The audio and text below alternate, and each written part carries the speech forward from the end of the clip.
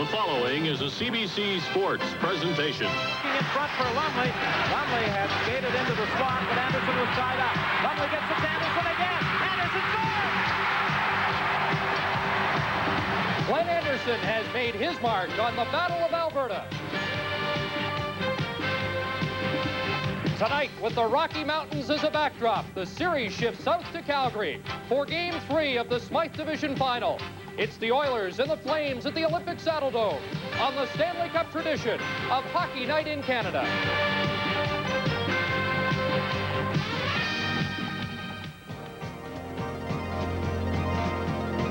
Live on CBC, Hockey Night in Canada.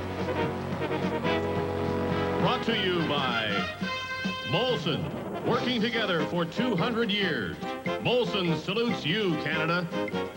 Esso, with over 3,000 locations across Canada to serve you better.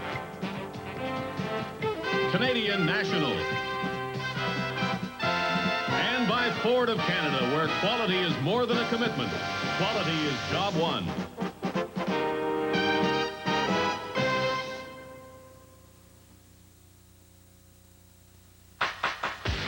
The Battle of Alberta lived up to its billing in Edmonton. The trademark of the series so far has been ferocious hitting.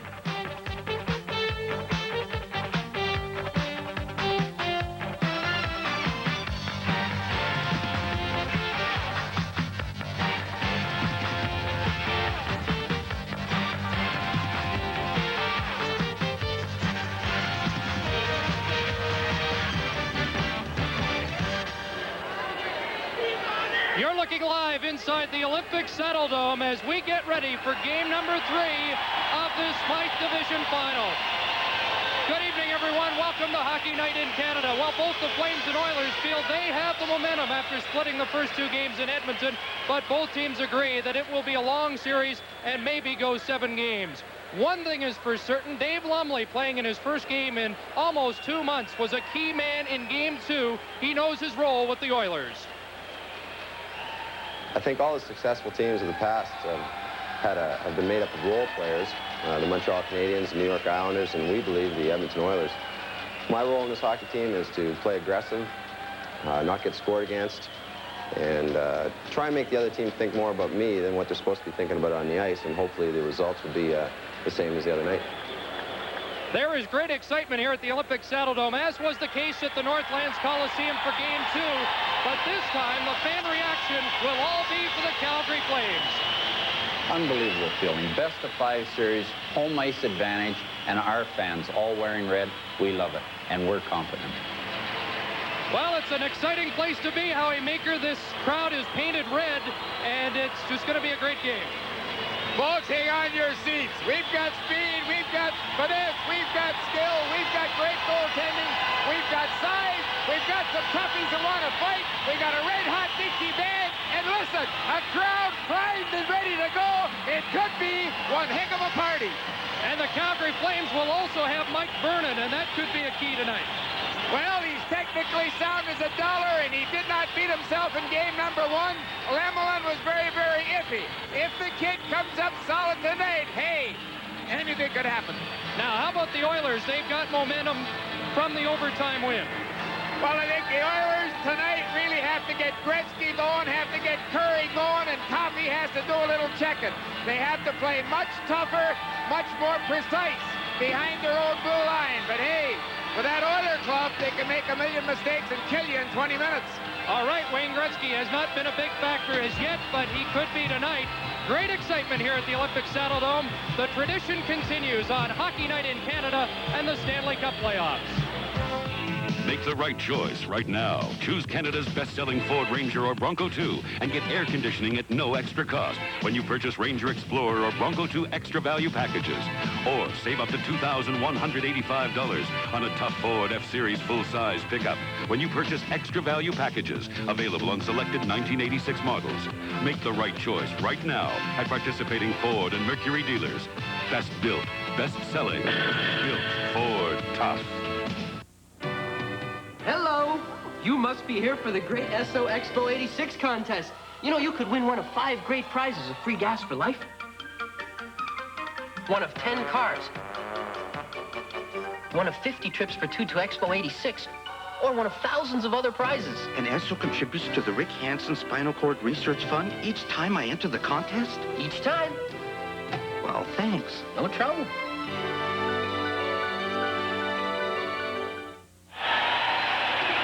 The Calgary Flames are being introduced individually here at the Saddle Dome to the roaring approval of a capacity crowd. A sea of red as the fans have responded to the PR department's request for everyone to wear red. And Gary, this should be an exciting night. You're absolutely right, Don. And from a player standpoint, you know, the excitement goes up and down your back. There isn't any greater feeling in professional hockey to come home to a cheering throng here, because after all, the players want to win it for the fans too. If you're a part of it, the fans are a part of it. The Edmonton Oilers sitting in the dressing room waiting to come out. They'll come out as a team, I'm sure, to a chorus of boos. Absolutely. And what else do you expect in Calgary? Well, the Edmonton Oilers are going with the same lineup. The Calgary Flames have made a couple of changes. Into the lineup tonight goes Steve Bozak. Al McInnes also returns. Well, the real key, of course, is McInnes back in the lineup for the power play. Well, Calgary coach Bob Johnson, always the innovator, yesterday had 17 players in the upper deck for what he described as a better view for the power play and how it should work, and he had 5 other players down on the ice executing. It's interesting what Johnson will do just to try to add something different to his hockey club.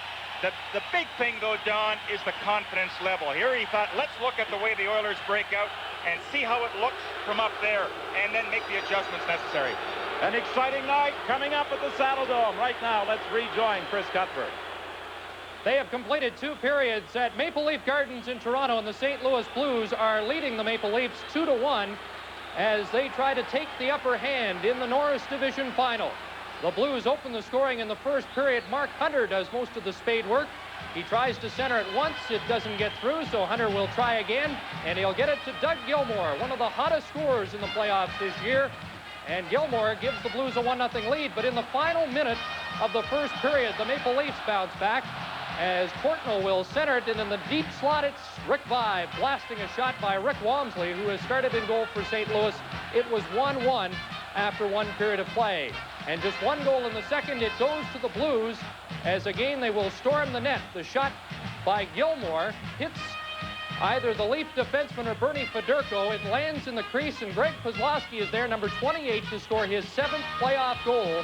And Kozlowski has given the Blues a 2-1 lead. Now back upstairs to Don and Gary. Well, the teams have been introduced,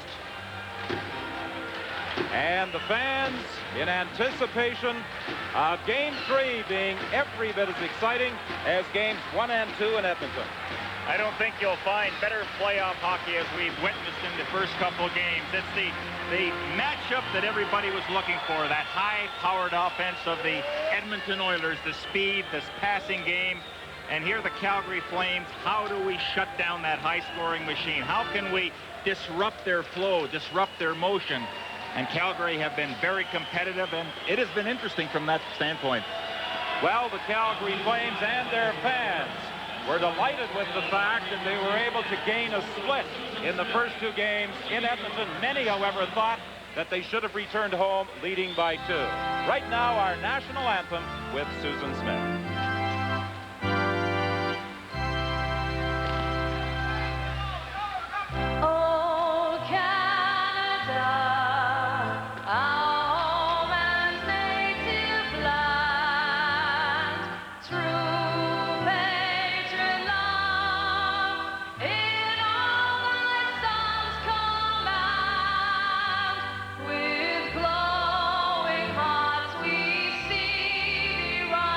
The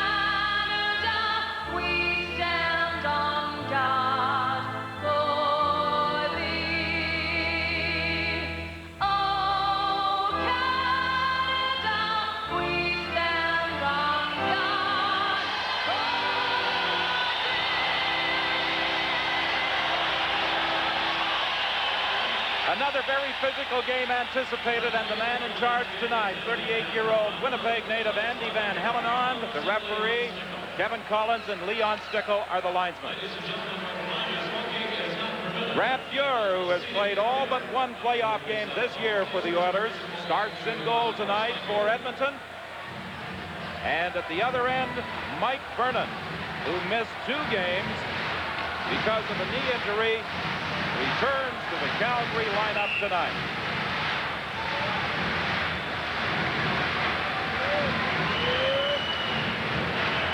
Many of the people who were here this morning watching the Calgary Flames and the Edmonton Oilers workout were wondering if Vernon would in fact be back in the lineup.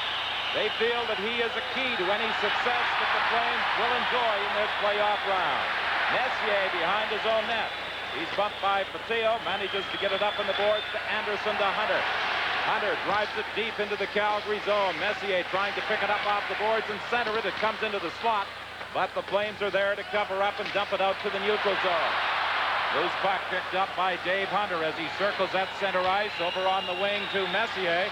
Messier having a little difficulty controlling it, working against Mullen along the boards. It's dropped loose to Jamie McCowan. McCowan with a long shot, handled easily by Grant Fuhr.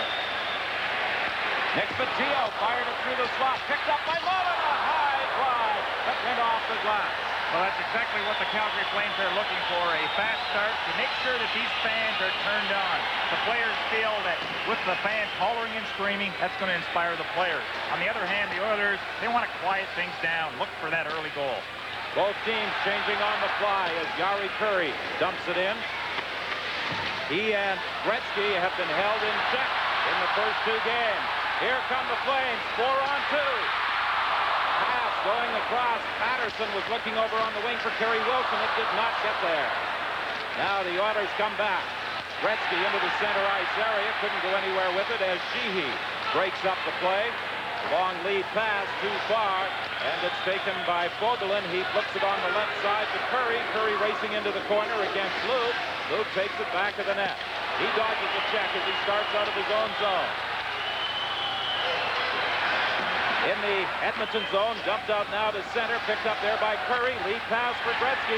Gretzky back to Kurri. Kurri couldn't go anywhere with it. Something Bob Johnson was saying this morning that the Flames have to be aware of 2-on-1. Here's a backhand shot as John Tonelli moved into the shot, and Grant Fuhr gloved it. Well, I'm expecting another goaltender duel between Fuhr and Vernon, and the Calgary Flames have really taken the play to the Oilers. There's the giveaway. That's something that both teams are going to be looking for. Anytime the puck gets popped up, we have to get a good shot, try to capitalize in that area. Well, fan interest in this series has taken some rather humorous twists. For example, this ad in the personal column of Calgary's morning newspaper.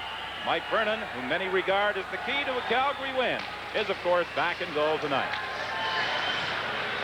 Paul Coffey, forced behind his own net.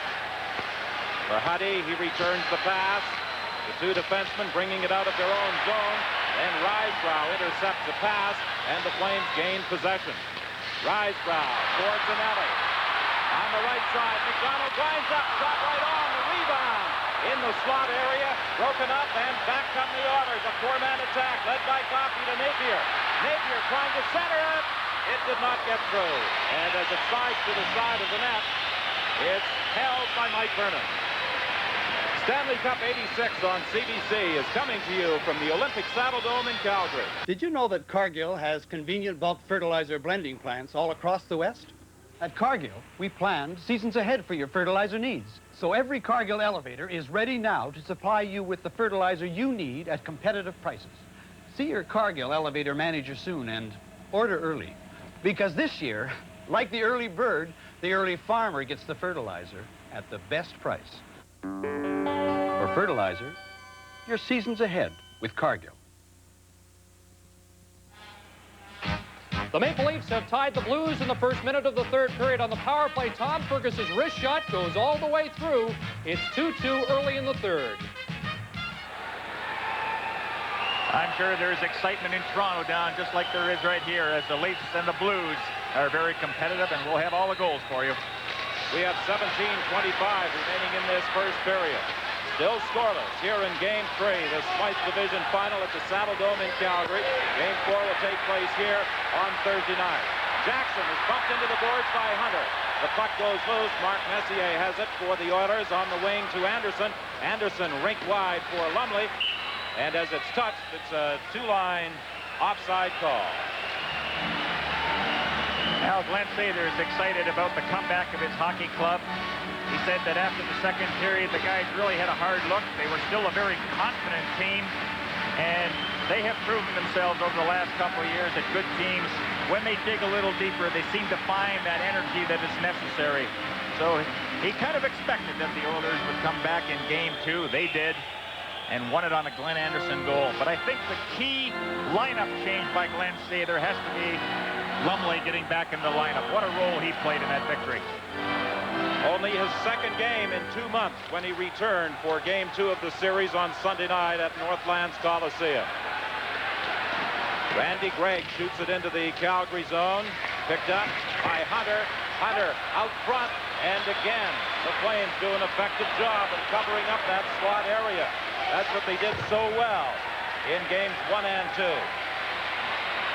You notice what the Flames are doing when they get in trouble in their own zone. It's the alley-oop. They're just getting it out of harm's way. They don't want to take any necessary chances firing that puck along the boards. Messier is checked, but the puck comes back to the point, and Jackson's drive is deflected high. Messier was bumped along the boards by Fatillo. A couple of heavyweights there. Into the Edmonton zone. Along the boards, Anderson trying to poke it out. He's unsuccessful. Kept in at the line by McCowan. Joel Otto couldn't handle it back in the net. Fatillo will try now along the boards. He loses it, and it's brought out by Jackson. He has Gretzky and Anderson with him. Pass intended for Gretzky. Spins around, gets away from Sheed. Tried to feed it into the slot for Anderson. He missed it. It comes all the way back to the neutral zone. 15:54 remaining in the first period. Gretzky will try to set it up again. Gretzky circling at the line. He's checked there by Kerry Wilson. It comes out to center ice. Gretzky has to wait for his mates to get onside. Gives it to Curry. Curry cross ice, too far for Gretzky, but he does get it in the corner. Back to Vogel, and the shot, it just goes wide. Lowe picks it up off the boards, back in the neutral zone. That's the area that offensively the Oilers are going to be looking at. It's the defenseman who is normally open because the Flames come in deeper. In the corner, Gretzky is bumped. The puck loose, and it's dumped down the ice. Pass almost intercepted there by Holton Lou. He intercepted the pass in Game 2 for a shorthanded goal. Silmanen now works to the corner. Silmanen trying to slide it out front. Curry with a shot. Saved by Vernon, and he covers up for a faceoff. 14:59 is the time left in period 1. Oh, I don't like noise. It's the librarian. Let's book him in, fast. Word is, Midas does things right. But watch out, I'm a penny pincher. We only replace what's needed with quality parts. It's a wisdom, Top Gun. Permanent. That should keep things quiet. Midas guarantees it. Right across Canada and the States. Reads like a bestseller. Midas wrote the book on mufflers. The face-off to the left of Vernon. Shots on goal, 3-2 to this point in favor of the Flames. Dumped into the corner for Coffey. He tried to center it. It hit the side of the net. Now Lanny McDonald has it in his own zone. McDonald up on the wing. It's deflected to center ice. The Oilers gain possession. Napier being watched by McDonald. Gets away from him. Flips the backhand to the corner. Terry Johnson goes after it. Johnson almost lost it there to Lumley, who was doing a good job of forechecking, but the Flames get it and dump it down the ice. Kevin Lowe knocked off the puck momentarily by Rydell. He managed to get it back, and the Oilers are led by Krushelnyski across the line with Coffey. The late penalty call coming up as it's fired wide. A penalty coming up against the Calgary Flames, so the first power play opportunity in Game 3 will go to the Edmonton Oilers as John Tonelli goes to the penalty box. This month at Radio Shack. Steven, it's your mother. You don't call anymore. Save $30 on a TAD 112 telephone answering machine and never miss another call. And how's that lovely girl, Alice? You know, Stephen, you can't find... Excuse me, do you carry answering machines? Make Radio Shack your telephone company for everything from answering machines, cordless phones, and multi-line business systems to... You got one of those doohickey things that you hook up 2 phones with? You do? Now, John Stanley draws the game's first penalty. He is the leading scorer for the Flames at this time. Keep your eye against Charlie Huddy, number 22, as the stick comes up, and the Oilers were goal in the power play. And Sater talked about that. He said, we don't mind if the Flames start playing rough and taking a lot of penalties because we just feel confident that our power play is going to get on track. Loose puck in the corner. Gretzky fed it out into the swamp. Nobody there, and gets dumped down the ice by Joel Otto. I think a lot of points have to be given to the Calgary Flames the way they have killed penalties, Don. They have been very aggressive with Hawk and Lube scoring a shorthanded goal. Then Anderson to Gretzky. He tried to feed it back to Anderson, but it was whistled down on the offside.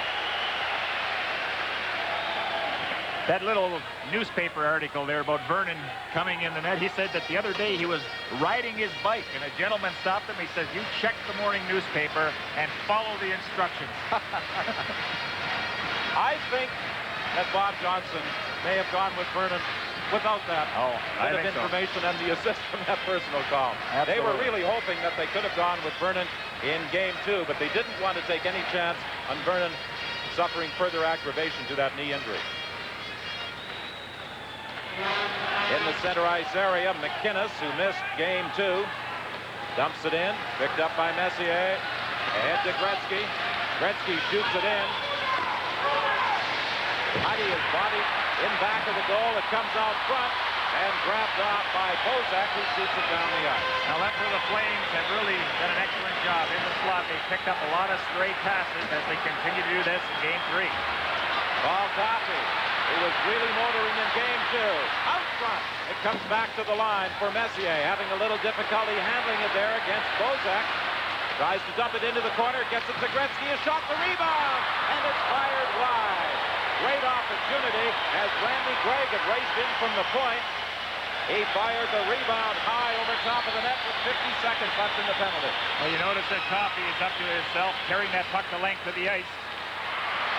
Pass intercepted. Rysbrough with a shot. It just goes wide. Gretzky brings it back.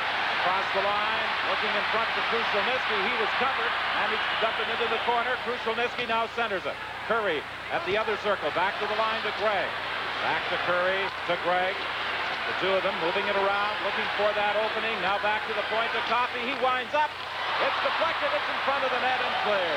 Pick up now by Lube. Lube is turned around on the board. Pass is centered. Knocked down by Suter. Suter finds an opening. Gets it ahead to Rysbrough. Here's a 2-on-1 for the Flames. Broken up by Jari Kurri. Good move by the forward who had moved back into a defensive position.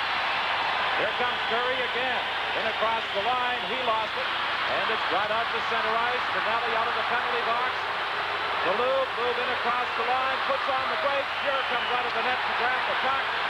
And there was a shoving match going on involving Krushelnyski and Finelli at the blue line. And there is a penalty coming up. That comes with 12:02 remaining in the period. Now you can shave closer and smoother all over, face, neck, and sideburn. Because Braun has created the totally new system 1, 2, 3. It adjusts 3 ways. 1. So now you can shave 2. closer and smoother 3. all over. Redesigned for extra smoothness, the foil is now pearl finished and platinum coated. The revolutionary Braun system 1, 2, 3 shaves closer and smoother all over for your money back. Mike Krushelnyski draws the Oilers' first penalty on the hold. And now we're going to have to pay attention to the power play of the Calgary Flames, having McInnes out there. Remember, he possesses the hardest shot on the hockey club. The Edmonton Oilers know it. They're going to have to pay closer attention to him. With the forwards doing that, that allows the middle of the ice of that slot area to come open. So let's see if the Flames can take advantage of that. Suter and McInnes are back at the point. Reinhart brings it in across the line. He's hit by a check, but managed to get the pass away. Kevin Lowe stepped into him as he came in across the line. Now back to the net. Landon McDonald being watched by Lowe. Lowe takes him out of the play. Vogelin tried to clear it. He hit the referee, Andy Van Hellemond. Now to Nelly. For Reinhardt. He's going to score!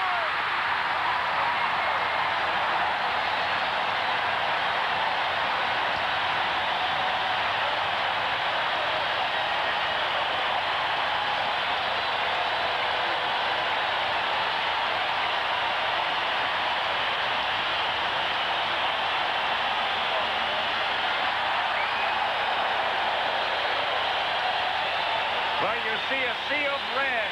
McGinnis didn't figure in this power play, but Reinhardt certainly did. Now he'll creep in from his defensive position. Look at where he is.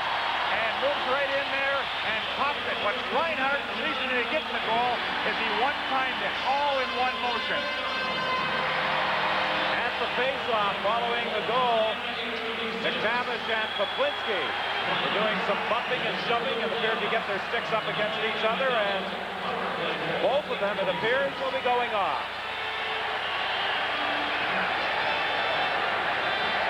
There's your goal scorer, Paul Reinhardt. And the coach will move him up to the forward position in the power play. He'll keep him on defense, and that beats him to the short side. And I kind of think that on that play, looking at the replay from that line there, Kevin Lowe may have screened his own goaltender. But that's why you always talk about release the shot as quickly as you can so your goaltender doesn't get set, because remember, Grant Fuhr had to watch behind the net, the puck carrier, and then how quickly Reinhardt released that shot.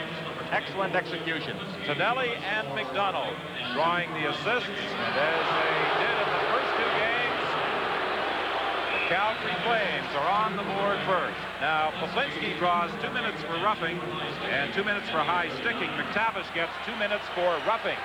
So the man advantage belongs to the Edmonton Oilers. Now, Wayne Gretzky seems to have that bounce tonight. The puck is following him around Don, and he's carrying it a lot more. So more emphasis has to be placed on the defense of the Calgary Flames to continue to try to stop Gretzky at their own blue line. Anderson across the line. He's checked, and back come the Flames. McCowan on the right side to Bozak. Back to McCowan. He spins around, takes a shot off the skate of Charlie Huddy. Long lead pass for Gretzky into the center ice area to Anderson. The two of them crossing at the line. Anderson shoots it into the corner. Curry has it there for Gretzky. Back to Curry. Back to the point for Huddy to Curry. The Oilers still having some problems finding someone in the open to get that shot away.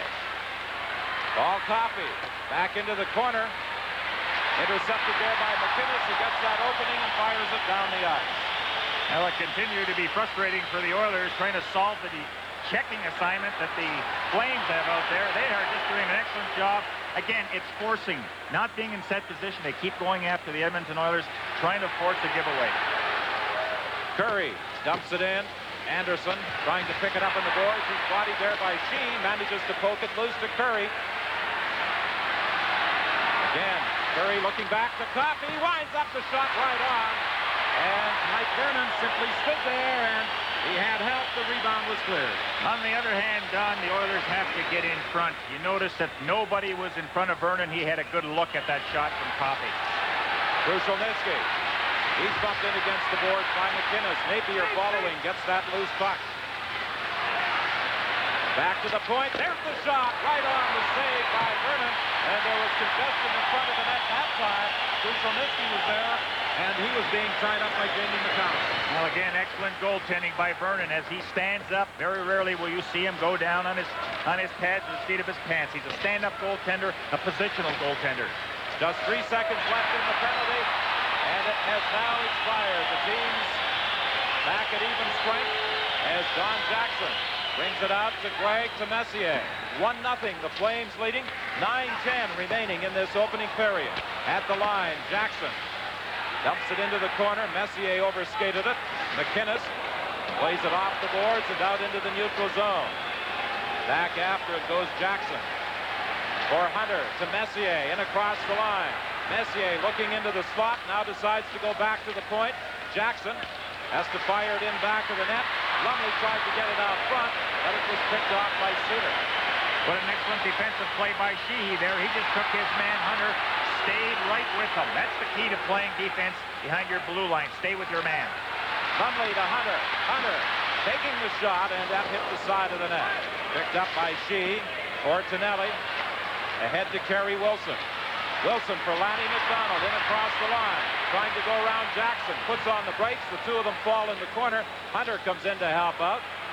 The puck loose in the corner. Now it's brought out by the Oilers. 8:11 the time remaining in the first period. 1-0 the score. Lumley fakes the shot. Then lost control of the puck. And it's brought back by McDonald. 3-on-2. The Flames in across the line. Kerry Wilson with the shot. It goes off the leg. Matteo centers it. They jam away. And it's cleared by Grant Fuhr. The Flames coming very close to a second scoring opportunity. It's dumped in offside. Live on CBC, Stanley Depth 86. Ask some mechanics what's wrong with your car, and you might need an interpreter. Well, looks like maybe a loose Jimson saddle dappled the sludge pump. Unless it's a torqued-out bindle rotor. And try asking them when your car will be down. Well, let me see. Scamming a bindle rotor could take 2, 3, even more, and a sludge pump on top of that. Well... But at Canadian Tire, we'll tell you exactly what your car needs and why, with no mumbo-jumbo. It's your Rollinator. It'll be ready by 3. We promise. The right choice has never been so clear. Canadian Tire. The intensity by both teams is very evident as the play goes back and forth. Very few stoppages in play. And again, Don, when that happens, you have to be very concerned. Your line changes. Make sure that you don't have tired players on the ice. 7:46 remaining in this first period. Joel Otto had bumped Lee Fogel and in behind the Edmonton net. Now Otto comes in across the line, tried to drop it over on the wing for Suter, and the defenseman certainly gets involved in the offense for the Calgary Flames. As Bob Johnson said, he's there, Paul Coffey. Now it's Mullen working against two Edmonton defenders, Fogelin and Lowe. Managed to break the play up. It's dumped down the ice. 7:05 remaining in the first. It's a 1-0 game. The Flames leading the Oilers as Charlie Huddy retreats into his own zone for Krushelnyski to Coffey. In across the line. Coffey looking over on the wing for Gretzky to Curry. He took a shot. It was blocked by Jamie McCowan. They try and clear. They do. Here's a partial breakaway, but getting back quickly is Paul Coffey. He beats Steve Bozek to the puck. That's a real strength for the Oilers to have the speed of a Paul Coffey. Anybody else might not have been able to catch the Flames as they broke away. Now, you mentioned it, Don, where Gretzky's really had a rough go. In fact, of the 9 goals that the Flames have scored, Gretzky has been on the ice for 7 against. And that's not to say that he's been responsible for them, but that's something that the scouting reports, the videos, they'll see. Where is Gretzky when the goals are being scored? Is he still hanging back in the offensive zone, or is he responsible in some way? Well, only Jean Beliveau has more career playoff points than Wayne Gretzky, and Gretzky is just 12 behind the great Montreal Canadian center. In across the line, Krushelnyski going in on goal. Leaves it there. Napier with a shot, and it wound up under Krushelnyski, who was upset by Paul Reinhart. You have to appreciate the way the players are driving at the net. They know that that's very important to their game plan to continually harass both goaltenders, get in front, look for the possibility of rebound. So goaltenders, it's going to be a very difficult evening. Keep an eye on Vernon. Again, standing up now. He sees the puck, puts his pads right in front of it, and has a stoppage of play. The Flames are a good face-off team, so Vernon will hang on every opportunity that he gets. Well, it's 1-0 here at the Saddle Dome. The Flames leading the Oilers, and at Maple Leaf Gardens in Toronto, partway through the third period, St. Louis and the Leafs deadlocked at 2, and as soon as a goal is scored there, we'll have it for you on our Hockey Night in Canada telecast from the Saddle Dome. From the face-off to the line to Coffey. He feeds it into Krushelnyski, into the slot to Napier. His shot was deflected wide. Reinhart up into the center ice area. He was looking for Tonelli with that long lead pass, and again Coffey got back. The Flames, who are doing an excellent job of getting back to pick up their checks in their own zone, intercept that Edmonton pass again and dump it down the ice into the Oilers zone. co-coaches for the Edmonton Oilers mentioned that the Oilers want to get a lot more motion in their game plan tonight. The crisscrossing pattern. As soon as the defenseman has the puck, the forwards want to immediately break for the holes. If you're beside somebody, try to get away from them. Well, the Pepper continues to impress with his play. What a corner man that guy has turned out to be. You know, the strength and everything, and he can dig the puck out of the corner for you. They had to switch him to his off wing when they made the trade to get Mullen and Finelli.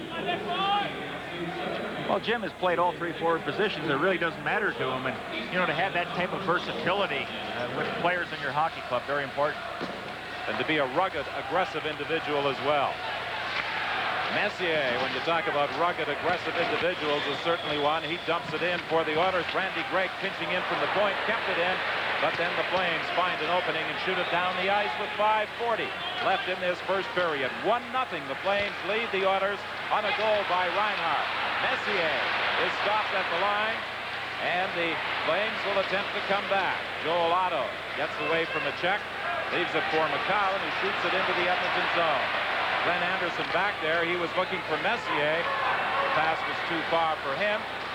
McInnes trying to slide it ahead to Mullen. He missed with that pass. And the Oilers in their own zone, pick it up along the boards, and Hunter goes rink wide to Anderson. Messier following on the play. They cross at the line, but they miss Hugh, and back comes Mullen with Otto. Over on the wing, Patillo took the shot. Dropping in front of it was Kevin Lowe, and the shot did not get through. What a great scoring opportunity Patillo had in Game 2. Edmonton fans, I'm sure, will recall. Here comes Gretzky now. His shot is deflected high and over the glass. That came with Fuhr out of the net, and he shanked the shot. Hockey Night in Canada, a Stanley Cup tradition. Hi. You know, in farming, like every other business, you got to have the right tools to get the best possible results. When you're fighting wild oats and green foxtail, your most effective tool is this one, hoe grass. The proven grassy weed herbicide for wheat, most barleys, and flax. It lets you kill weeds as they appear. It gives effective control of wild oats and green foxtail in one pass. Hoe grass from Herbst. It's the right tool for the job. 4:44 left in the first period, 1-0. The Flames in front of the Oilers. A goal by Paul Reinhart. Now Glenn Sather has used more left wingers on Gretzky. He now has Suminen out there. And we look at Gary Suter, and he continues to impress not only with his defensive work, but the way he can move into the offensive zone. So we have Suter for the Calgary Flames, and Paul Coffey doing exactly the same thing, adding that extra dimension. Another guy to be concerned of going offensively. The Flames in their own zone, playing it along the boards for Lube. He gets it to the neutral area. Picked up by Kerry Wilson for Patterson. A shot right on as Fuhr dropped in front of that one. Fuhr had a problem in Game 2. A couple of bad goals, one that particularly embarrassed the Edmonton netminder, but he came back strong in the third period. Gretzky on the right side, Curry for the net. A shot, a high drive off the glass. Coffey keeps it in at the point, then he's checked. Lube breaks out, working against Vogelin. Lube making a move, a shot, the save, and Vogelin picks up the big rebound. Good move by Håkan Lube on the veteran Lee Vogelin to get that shot away. Dumped in by the Oilers, picked up in the corner by Johnson for Lube. Lube again gets it out to center ice, broken up by the Oilers. Curry looking for Gretzky, who was cruising into the slot area. It was intercepted by the Flames. Again, you see Paul Coffey gambling, and when you gamble, it sets up 2-on-1 breaks. The Oilers, they're not a patient hockey club. Curry on the point with a shot that's deflected high. Here's a chance now. Krushelnyski trying to slide it cross ice. It did not get through. He was looking for Curry, deflected by the Flames. Here comes Risebrow to McDonald, offside.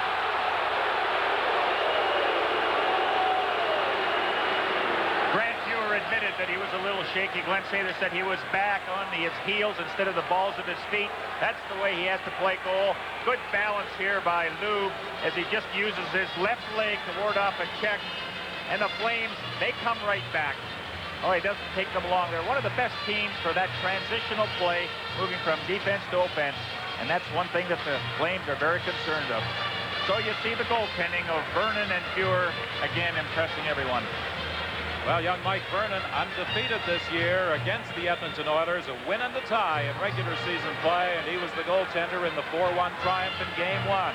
3:10 left in the opening period, 1-0, the Flames lead. Jackson, lead pass for Napier, too far. Vernon plays it to the corner. McTavish tried to pick it up and get it out front. Now it comes loose to Napier. Napier in the corner, circling, back of the net. Looking out front for Craig. A shot goes wide. Craig gets it. He had raced in from the point. Now he plays it back to Jackson. Jackson takes a shot. It's deflected by McTavish to the net. But Reinhardt intercepts and brings it down the ice to Suter. Suter sliding it in front. A shot by Bozak, and Fuhr got a piece of that one. It's centered again. Nobody there. Suter with a long shot. Knocked down in front. Buklinski spun around and fired it wide. Buklinski runs into Craig. The puck comes loose, and it's brought out now by the Oilers. The Flames came very close to taking a 2-goal lead. Some bumping along the boards in front of that Calgary bench.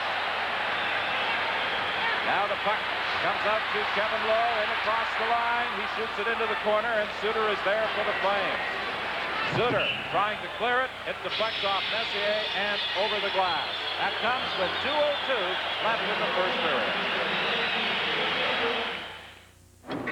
It took me totally by surprise. The other day, some guy asked me how my car was riding. I've heard some opening lines before, but this one took the cake. Well, it turns out he wanted me to test ride Monroe Gasmatic shocks. Now, my car's only a couple of years old. Who needed new shocks, right? I needed new shocks. They gave my car a much better ride. And that's not a line. Ride better for less on Monroe, and right now save $10 on a pair of Gasmatic shocks.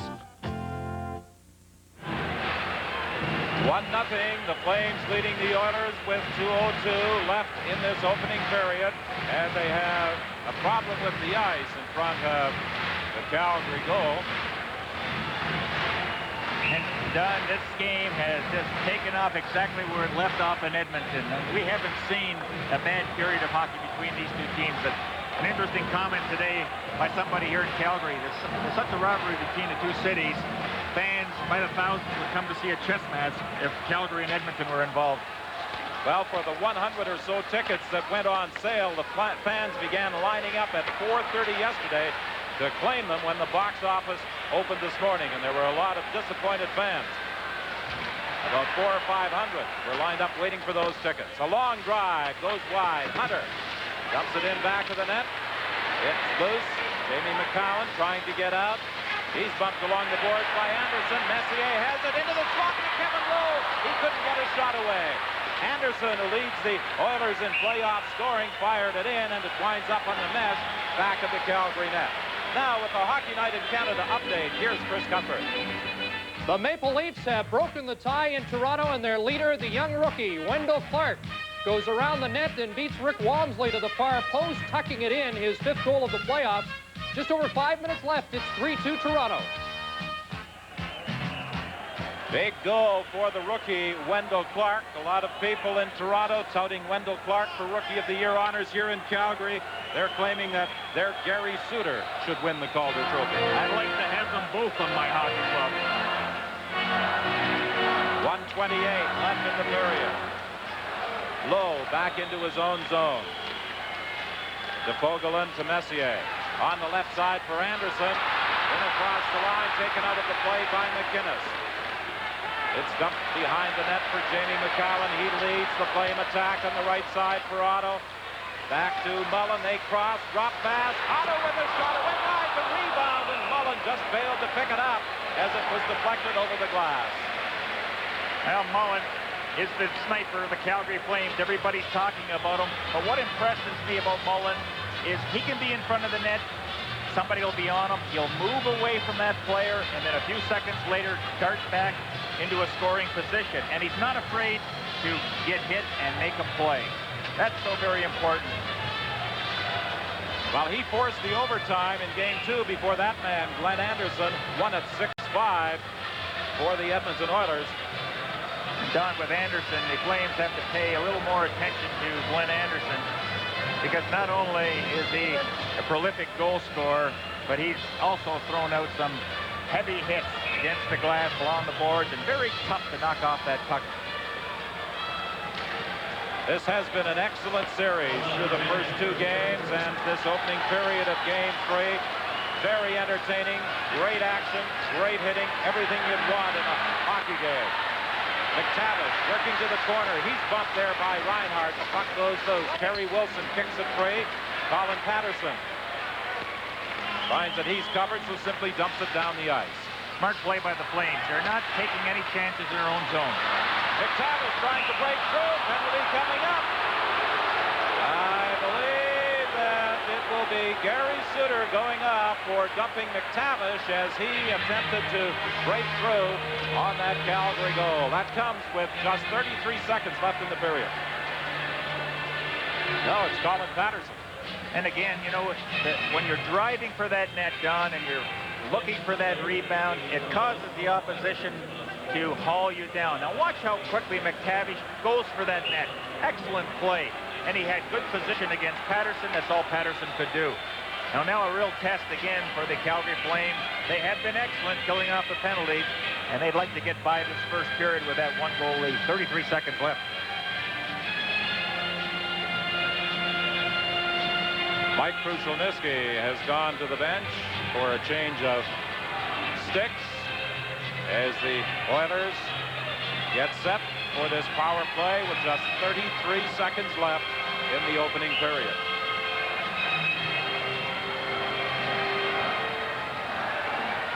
Gretzky is back on the point along with Coffey. Krushelnyski opposing Joel Otto.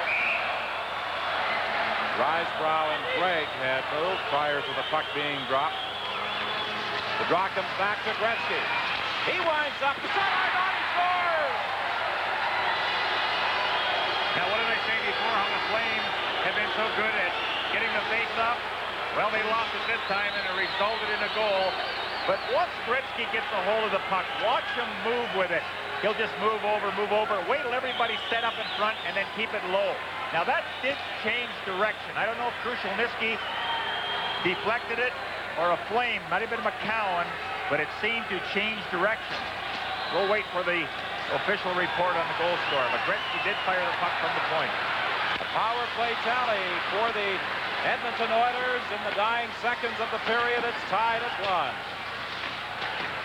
In the center ice area, lead pass now. Here's McDonald breaking in. A shot was saved by Grant Fuhr. The puck goes to the corner. Jackson dumps it up along the boards, and it's brought out by the Oilers. With 5 seconds remaining in the period. Gretzky to Krushelnyski. He won't get a shot away, and the horn sounds to end the period. Now, with the Hockey Night in Canada update, here's Chris Cuthbert. It's now a 2-goal lead for the Maple Leafs as Rick Vaive gets his second of the night. Vaive moving in and scores on the short side against Rick Wampley. It's 4-2 Toronto with just under 5 minutes to play. The score at the end of the first period, Calgary 1 and Edmonton 1. This is not just another sprayer. Lemmer, for the very latest and very best.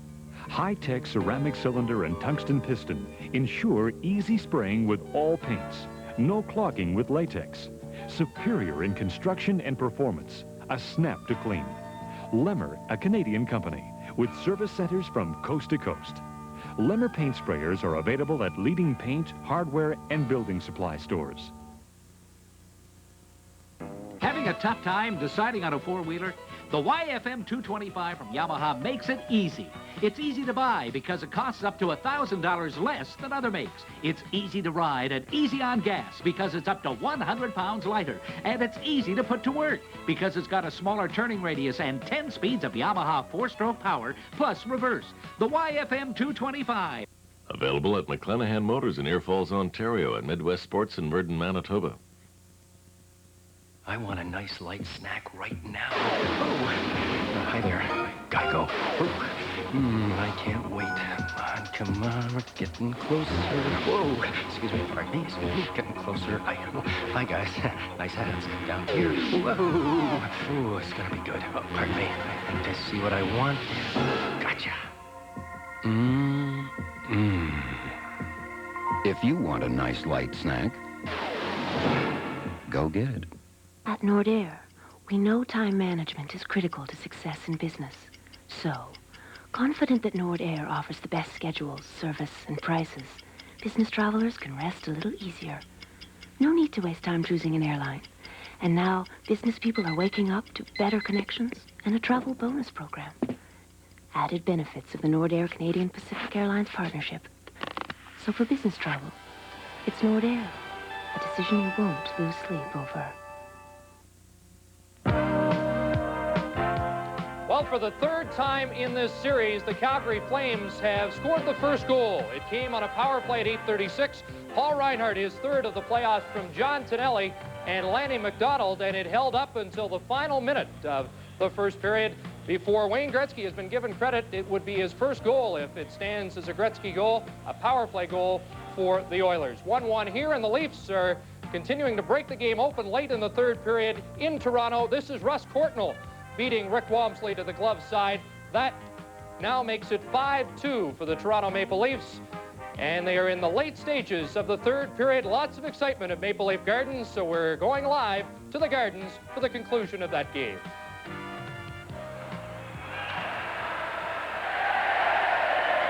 We welcome you people who have been watching the first period of action between Calgary and Edmonton. For this game here in Toronto, I'm Bob Cole with John Davidson. And the Maple Leafs coming into this third period trailing 2-1 and scored 4 times and are leading 5-2. Thomas going in there now on this play. Only 2.5 minutes left in the third period, and the Leafs are going to go 1 up in the series. They were never ahead in this game till 13:49 of this third period. Fergus got a power play goal early in the period in 20 seconds. Then Clark, 5, and Courtnall in a row, and it's 5-2 Toronto. There's Courtnall in offside. Well, that goal by Fergus on the power play early in the third period with Pavis in the penalty box seemed to spark the crowd and the Toronto Maple Leafs. And the young line, Courtnall, Lehman, and Clark have been on a roll as they have been all playoffs long. John, you put your finger on it after the second period ended. When Clark and Norwood tangled after Clark threw 2 minutes for elbowing when he just about put Norwood through the glass. Then the two of them got into a fight, and you said at that time that could very well spark the Leafs, because up until that time, the Blues had the Leafs well in check and were being very patient, and they looked good with their 2-1 lead. Well, Toronto have played discipline themselves, and they're beating St. Louis at what St. Louis is best at, and that is disciplined play. A couple of strange angle goals on Rick Walmsley have also turned the tide. I'm sure you're going to see Milne back in goal on Thursday. That's a 7:30 start. Game 4 on Thursday here in Toronto. And Hockey Night in Canada will have that for you. Reminder again to stay tuned for the Molson 3-star selection after this game. There's one of them, Langley. Reggett standing up there. Another high shot. Shots are 25-27 in Lewis's favor. Neither goalie tested furiously at any particular time in the game, but Reggett has been the steadier of the two, that's for sure. Now we're coming down to the 1-minute mark remaining in the third period. The Leafs up by 3 goals. Here's the announcement. Fire reaction, 1 minute left. And the Leafs will lead in the series now after this victory tonight on home ice, 2-1 in this best of 7. Podubny is up to center, so it's in a check going in, but it's swept away by Bourgeois. Walmsley out of the net with 40 seconds left, and the Leafs go in there to check the St. Louis Blues on the boards. Bob, St. Louis are going to be upset too on the fact that they thought they had scored a goal, and Brian Lewis, the official, blew the whistle quickly when he lost sight of it. The puck did go over the line after the whistle had gone, and I'm sure they're going to be talking about that, as that was in the third period. The Leafs standing up by the blue line, stopping the Blues and running out the clock, and the fans applauding these Maple Leafs now. The Leafs have heard different sounds throughout the season, but it's music to our ears now. As the clock winds down, it stopped at 7 seconds because Carlson is out there for St. Louis. and Nyland, and they nearly went at it. Nyland went in and bumped Ragland, I believe, the young rookie who's tough himself. Right away, Carlson came back out to get involved with Nyland. Now, Jacques Demers has got his big heavyweight line on the ice the last minute of the third period here, perhaps to prove a point. Well, the St. Louis Blues were supposed to be unbeatable in the third period with the lead, but the Leafs have proven otherwise tonight with 4 straight goals, and they're on their way to taking the lead in the Norris Division Final. Coming up next, Howie Meeker, Hockey Night in Canada, and the Stanley Cup playoffs. The tradition continues.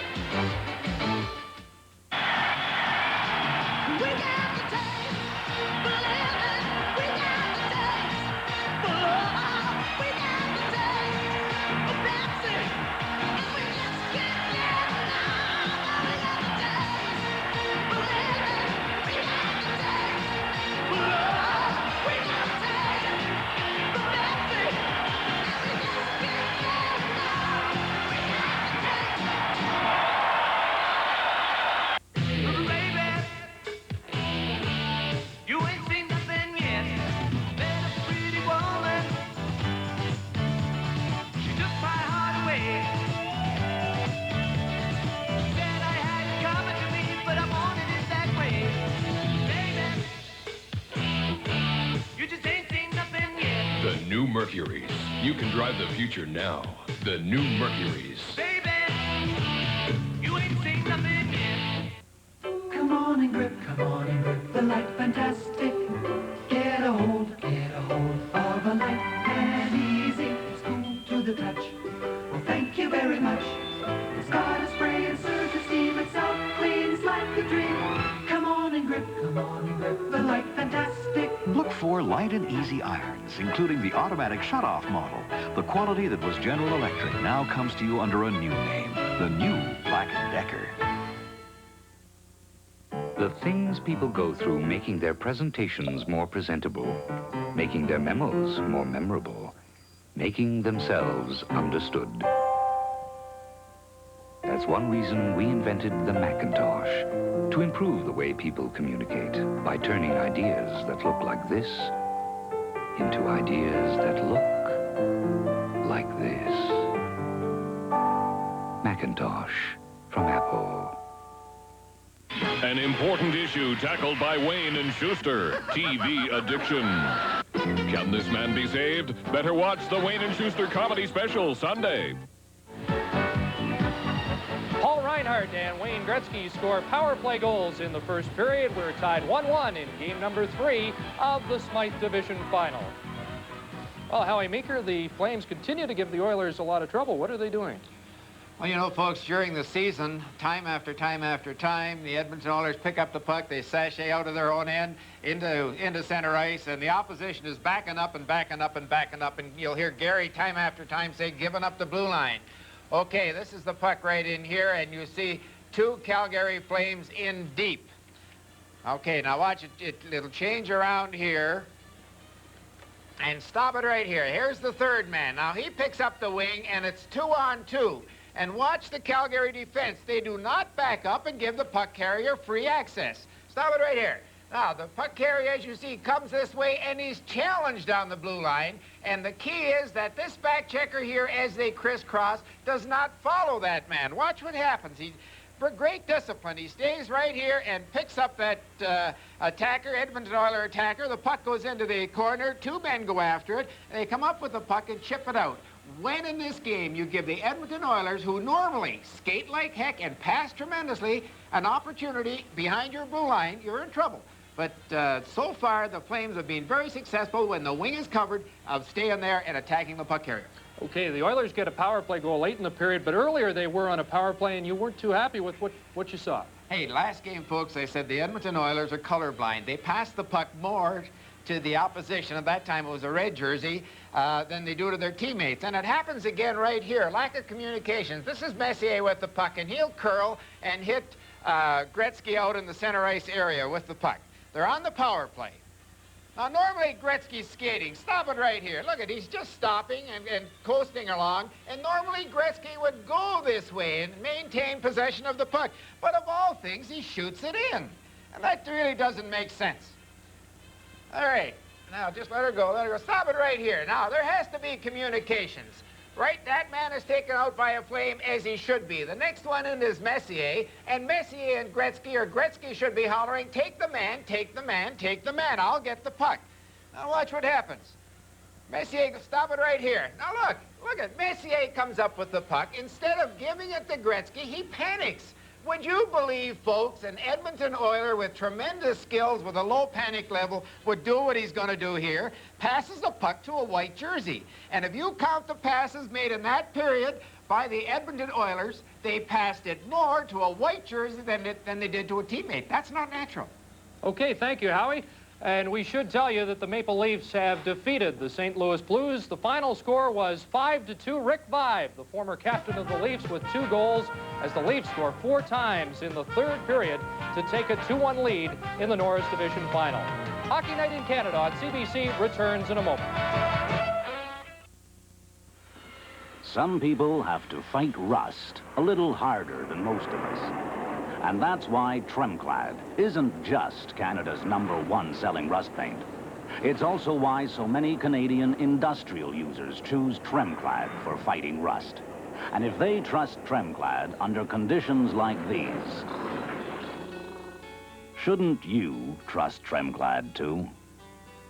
Trust Tremclad on metal. Why do you think Hunter's Trailer in Marine North Battleford is the largest dealer in Canada?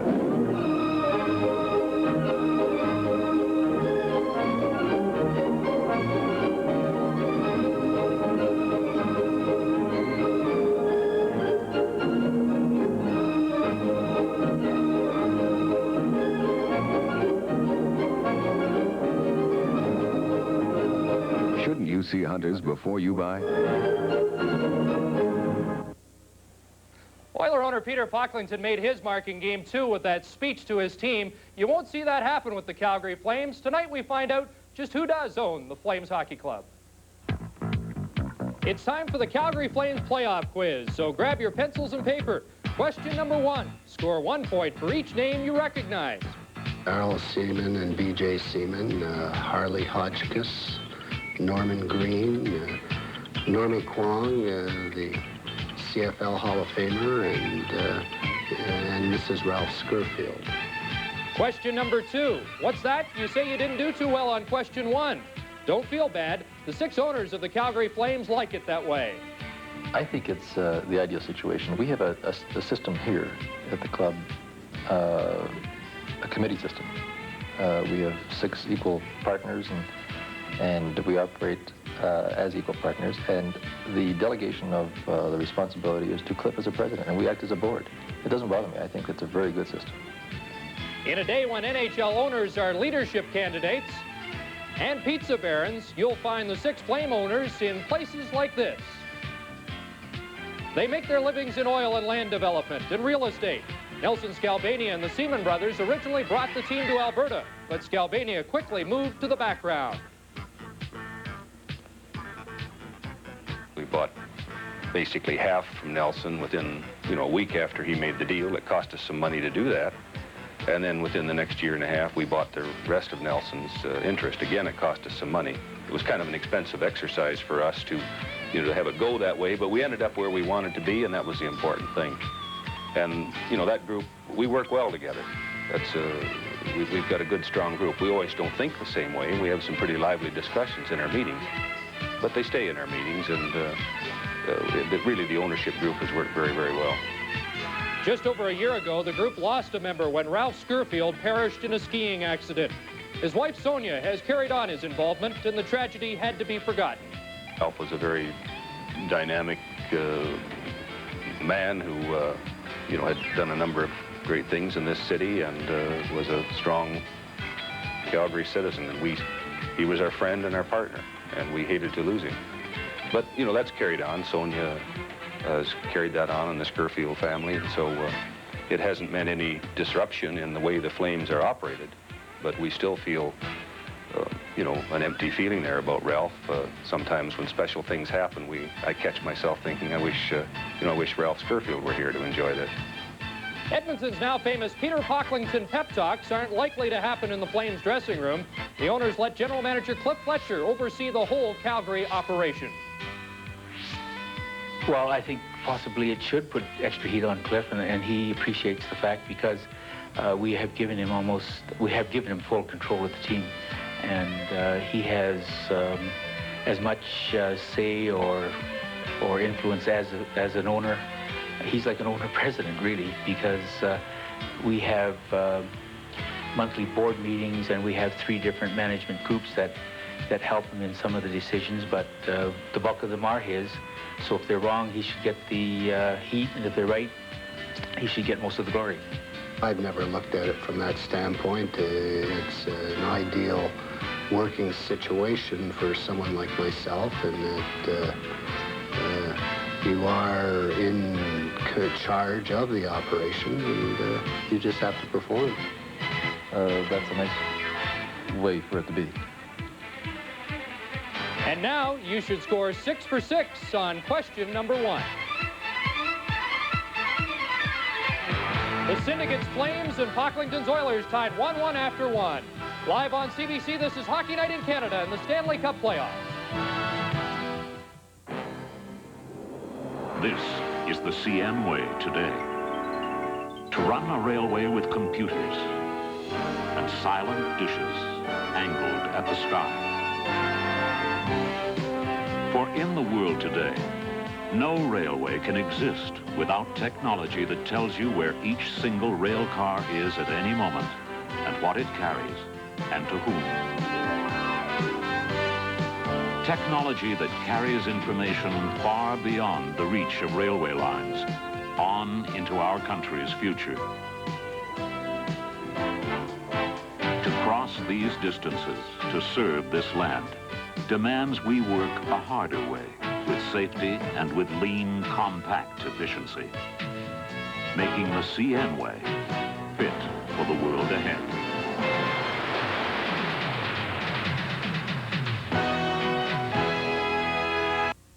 How do you choose your Lotto West and Lotto 649 numbers? 1, 2, 3, that's 3. 15. 44. Terrific. That's a winner. Woohoo! Why bother? You have about as much chance winning as being struck by lightning. How do I play? Play Lotto West and Lotto 649 at your lottery ticket center. Only one herbicide gives comprehensive control of wild oats, green foxtail, and your worst broadleaf weeds. Hoggrass 2. It kills an incredible spectrum of 21 weeds without tank mixing. Wild oats, green foxtail, wild buckwheat, lamb's quarters. 21 weeds in wheat, flax, and most barleys. It could be the only herbicide you need. For comprehensive control, Hoggrass 2 from Herbst. Period 2 at the Olympic Saddledome underway in a 1-1 hockey game. Reinhardt and Gretzky, the marksmen, both power play goals. The importance of winning a face-off never more apparent than on that critical draw the Oilers got in the dying seconds to get the tying goal as Krushelnyski got it back to the point. Krushelnyski and Curry getting assists on Gretzky's goal. Stanley and McDonald setting up the first goal by Paul Reinhardt. The puck batted into the neutral zone by Randy Gray. McInnes is back there for it, looking for Patil in the center ice area. He couldn't handle it. However, it is dumped down into the Oilers zone. Don Jackson back at his own net. 45 seconds gone in this opening period. Good forechecking on the part of Gary Wilson up to Patterson. And just broken up in time by Don Jackson. And across the line comes Hunter with a long shot. The save made by Vernon. It goes to the corner. They try and center it. And it bounced off Vernon's glove, and he didn't know where it was. No idea. A good defensive play by the Flames to knock that one away. And Don, in this series, we have seen some strange goals, haven't we? 2 of them against the Edmonton Oilers' Grant Fuhr in Game 2. Now it's Charlie Huddy back of his own goal for Craig McTavish. McTavish dodges a check but can't get out against John Tonelli. Finally, it's cleared out into the center ice area. Okenlube off the boards for Tonelli. Tonelli takes a shot that goes wide as Lube was breaking for the net. Picked up in the corner by Huddy. Now over to Paul Coffey. Coffey on the left side to Krushelnyski. He dumps it into the corner, races in after it, but Terry Johnson gets there first, and he plays it out into the center ice area. Race for the loose puck. Lanny McDonald going after it. McDonald back at the net, looking out front, still has it. Penalty coming up, takes the shot. It's gloved and held by Grant Fuhr. Penalty coming up against the Edmonton Oilers. From the Olympic Saddledome in Calgary, this is Stanley Cup 86 on CBC. In the next 30 seconds, we'll teach you all you need to know about fixing your own transmission. First, depend on the experience of having repaired over 1 million transmissions. Next, trust in the very best training to repair automatic, standard, and today's front-wheel drive transmissions. Finally, be assured by our warranty. It's good anywhere in North America. Now, wasn't that simple? Call the specialists, Mr. Transmission.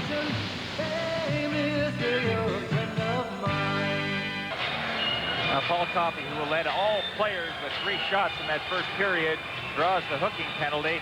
And McDonald, what a burst of speed. You see it in your right-hand corner there as Coffey tries to hold up Risebrough. And so the Calgary Flames now go in the power play. And since we've already had 2 power play goals, and it may play an important factor, I think both teams have to make sure they don't take any bad penalties. Tonelli tried to play it back to the point to Gary Suter, but it stood out into the neutral zone. Suter over on the right side now for McInnes. McInnes in across the line to Reinhart. It's lost there, and back comes Hunter. Hunter breaking in, takes the shot, and it's high and off the glass. At the line, Randy Gregg keeps it in. It goes to the corner. Vernon was there to play it back to the net for Suter. The Oilers almost came up with a short-handed tally. Pass intercepted at center ice by Curry. He then lost it. McInnes brings it in, but it's off his stick, and Jackson dumps it back out. 1:18 remaining in the penalty to Coffey. The Flames so far have not been able to penetrate that Edmonton zone. Good hit in the corner. The puck comes loose. Lanny McDonald ran into Randy Gregg, and it's dumped down the ice by Curry. Now McInnes has had a little trouble handling the puck as he's made a couple of bad passes during this power play. Here comes Suter now, working his way in across the line. Got it over to Otto. Otto goes rink wide. McInnes at the side net out front. They hit the post. And Fuhr covers up.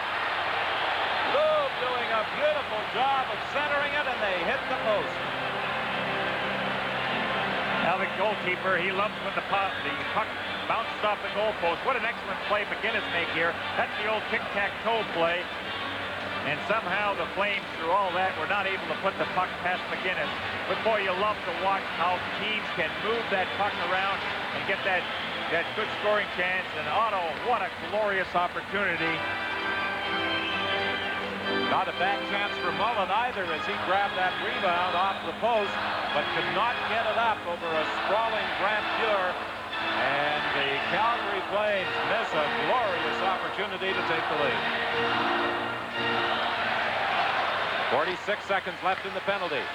Suter to Reinhart. He winds up. The shot goes wide. In back of the net. Otto trying to dig it out. Gets it to Lube. Lube back to the point. Reinhart with a shot. It's blocked. It goes to the corner to Lube. Lube to Otto. A shot right on. The rebound. And that's kicked out. Back to the line. And it bounced over the stick of Suter. Suter managed to get back there against Gretzky. His rink-wide pass, however, intercepted by Jackson, and it's dumped into the corner. Mullen is back there for Calgary. Time for one more attack with 6 seconds remaining in that penalty to Paul Coffey. But Otto is tied up, and the puck is played off the boards and down the ice as Coffey steps back onto the playing surface out of the penalty box. Play broken up in the center ice area. Lead pass for Gretzky, but he was still trapped inside the Calgary blue line. Well, the Edmonton Oilers were calling for a penalty in that last sequence, but you notice how quickly Gretzky moved in the open ice once the Calgary Flames or the Edmonton Oilers defenseman had the puck. And that's that transition game that Glenn Stater talks about. As soon as the defenseman has it, immediately our winger, our center iceman, they start heading for the open ice, trying to keep the Flames napping. 15:51 remaining in the second. 1-1 is the score. It just seems that the tempo has slowed down considerably in this second period. The face-off in the neutral zone. Sheehy shoots it in. Picked up off the boards by Bozek. Bozek is bumped by Fogelin. Fogelin now plays it ahead to McTavish. McTavish over on the left side. Krushelnyski trying to center it. It did not get through as it was knocked down by Tim Hunter. Hunter's pass goes off the skate. Sheehy following on the play. Dumps it in. The Oilers shoot it right back out to center ice with 15:24 left in this second period and a 1-1 tie. Now Fogelin tried to clear it, but it was kept in by Hunter, and his shot from the boards gloved and held by Fuhr. A jam up in front of that Edmonton net, but nothing develops.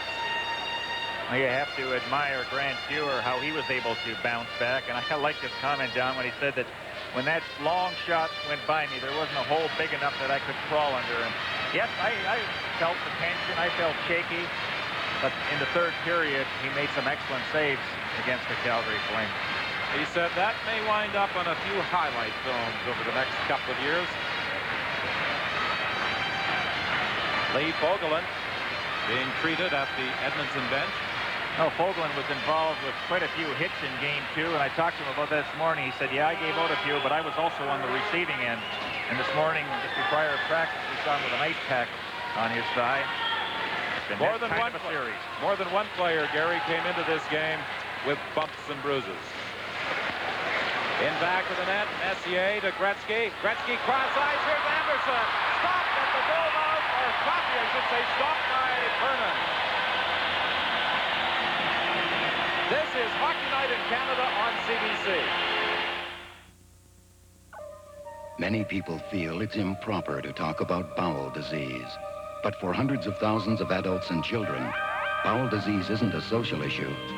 It's a part of life. It doesn't go away. And while we don't expect you to understand how they feel, there is something you can understand. The pain. The pain is real.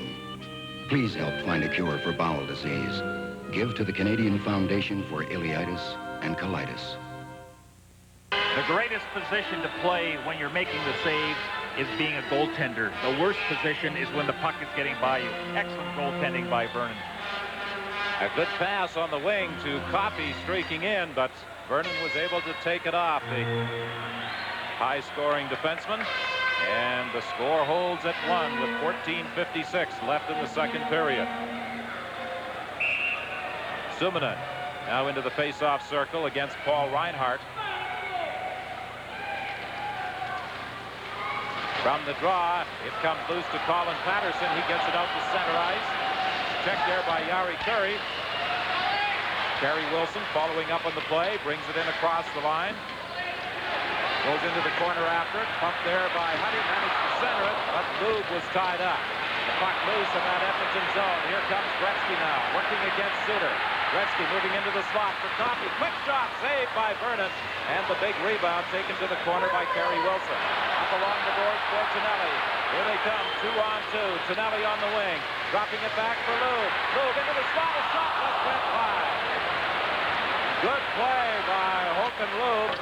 Another shot goes off the glass, off the stick of Risebrough. They bump along the boards. Reinhart unable to keep it in. Gretzky brings it out.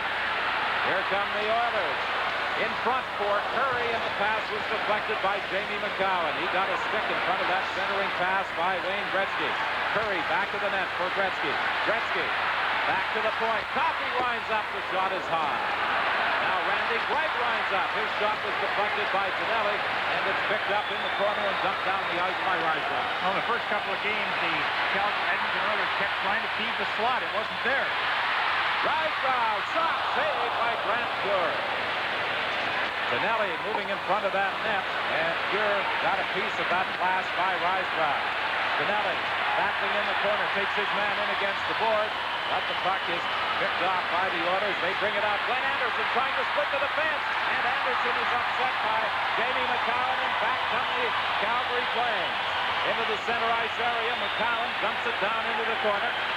Stopped back of the net by Fuhr. He takes a bump as he plays it around on the boards out to center ice. 13:02 left in this second period. The score tied at 1. Good action at both ends in this second period. Mullen in across the line. trying to get around Jackson, still has it, goes back to the net, looking out front for Patillo.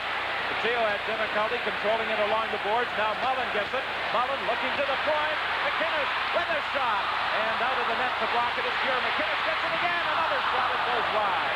McCowan winds up. That shot is wide.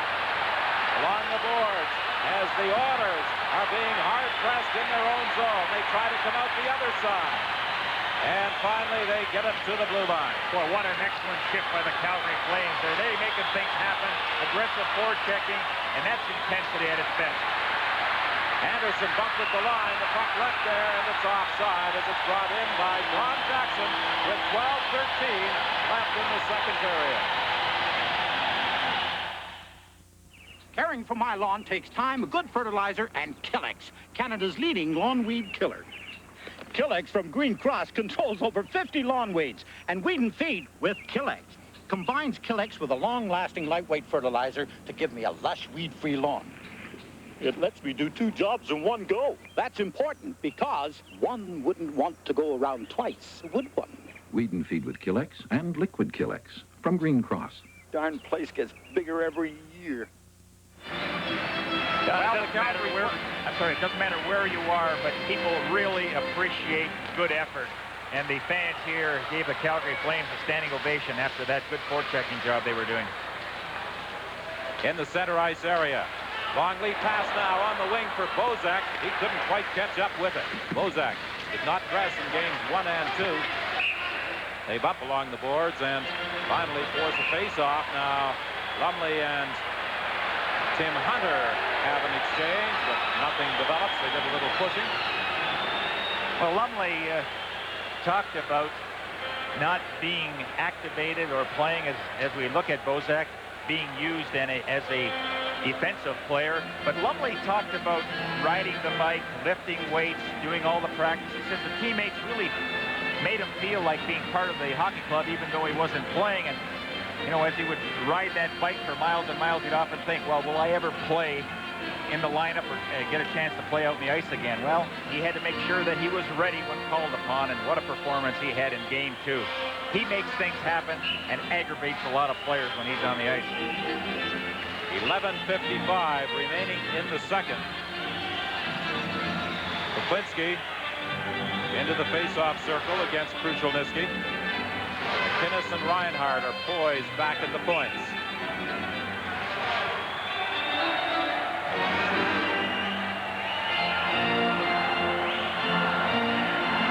Linesman Kevin Collins waiting until everyone gets set, finally drops it.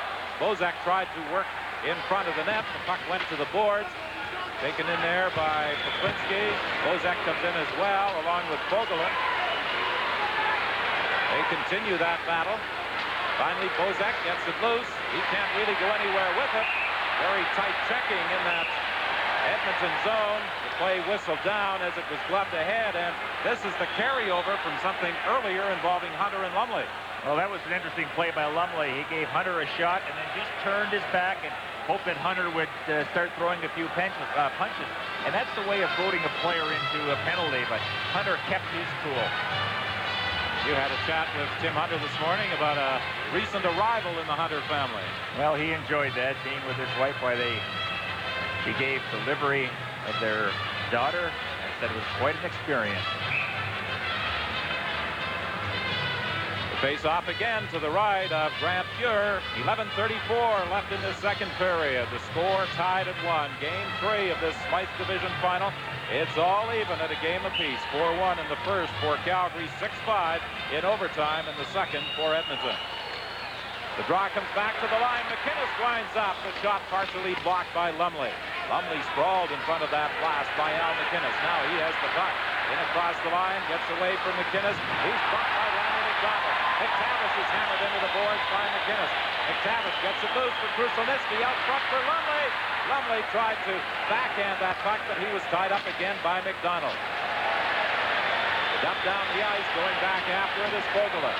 Vogelin takes a hit from McDonald. The puck loose along the boards, and finally dumped out to center ice. McTavish couldn't handle it, and going back after it is McInnes. McInnes, long lead pass for McDonald. McDonald shoots it in. Risebrow racing in there along with Huddy.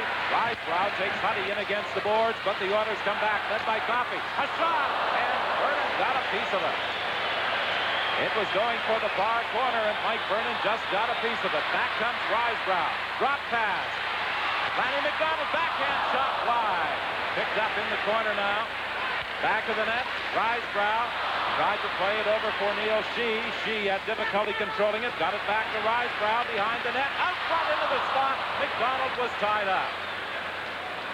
Curry now coming in across the line with Anderson. The two of them cross. Curry goes rink wide for Gretzky. It bounced away from him.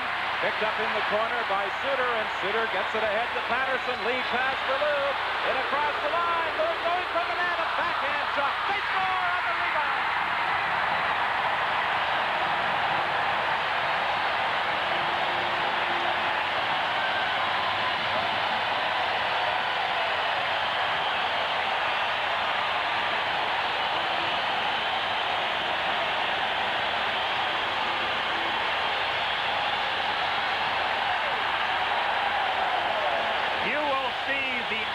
That is required by having a man go for the net. Look at what Lou does. See that man coming late, Patterson? He put on a burst of speed, out-muscled the man, and scored the goal. Folks, you'll never get a better effort than that. You always have to anticipate a rebound. Grant Fuhr made the first stop.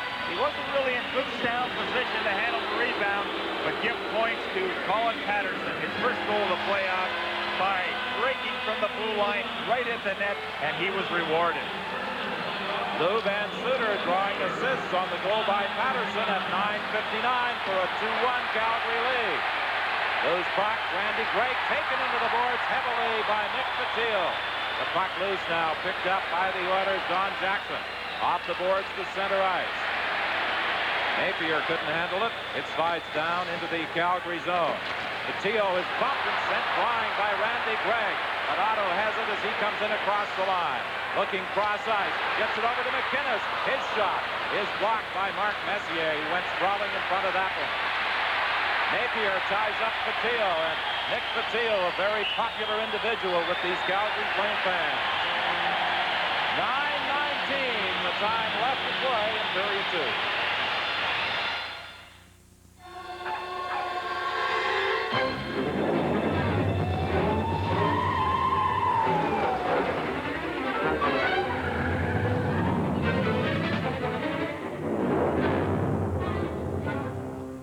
About 200 times a minute, someone, somewhere, chooses Esso gasoline.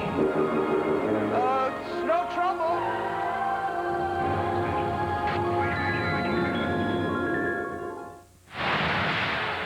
Now you saw the tremendous effort by Patterson coming back. By the same token, defensively, players have to look around and see if they can pick up the loose man coming back. That's Trailer. He's the guy that a lot of times is going to do the damage. Another whistle on the offside call as Steve Bozak brought it in. So they'll perform that score all over again. Well, Glenn Sather certainly likes the good contact that has been in this series. He felt with Andy Van Hellemond refereeing tonight's game that he would certainly call the slashing, because we saw a lot of that in the first couple of games. Vogelin from the face-off over to his defensive partner, Kevin Lowe. He gets it out to the center ice area. Lovely pokes it in, race for the puck. McTavish was tied up by Bozak. Excellent job by Bozak, being alert to get back and tie up McTavish, who was racing after that puck. Now it's stopped back of the net by Vernon. He plays it around the boards to Bozak. Bozak is bumped by Lumley. Puck goes loose in the corner. Krushelnyski gets it, trying to play it out front. It comes to the line, kept in there by Vogelin. Now Lumley in the corner, prying it loose for McTavish. McTavish back to the net, having difficulty there as he's being turned around by Terry Johnson. The puck loose against the boards. Krushelnyski to McTavish. McTavish back to the net now for Lumley. Lumley tried to get it out front. There was nobody in position, and Terry Johnson brings it out for the Flames. On the left side to Kaplinski, going around Huddy, but he couldn't pick up that puck. Tim Hunter now trying to center it. It went by the net, picked up in the corner by Reinhart. Reinhart fed it out front. There was nobody there. Curry comes back.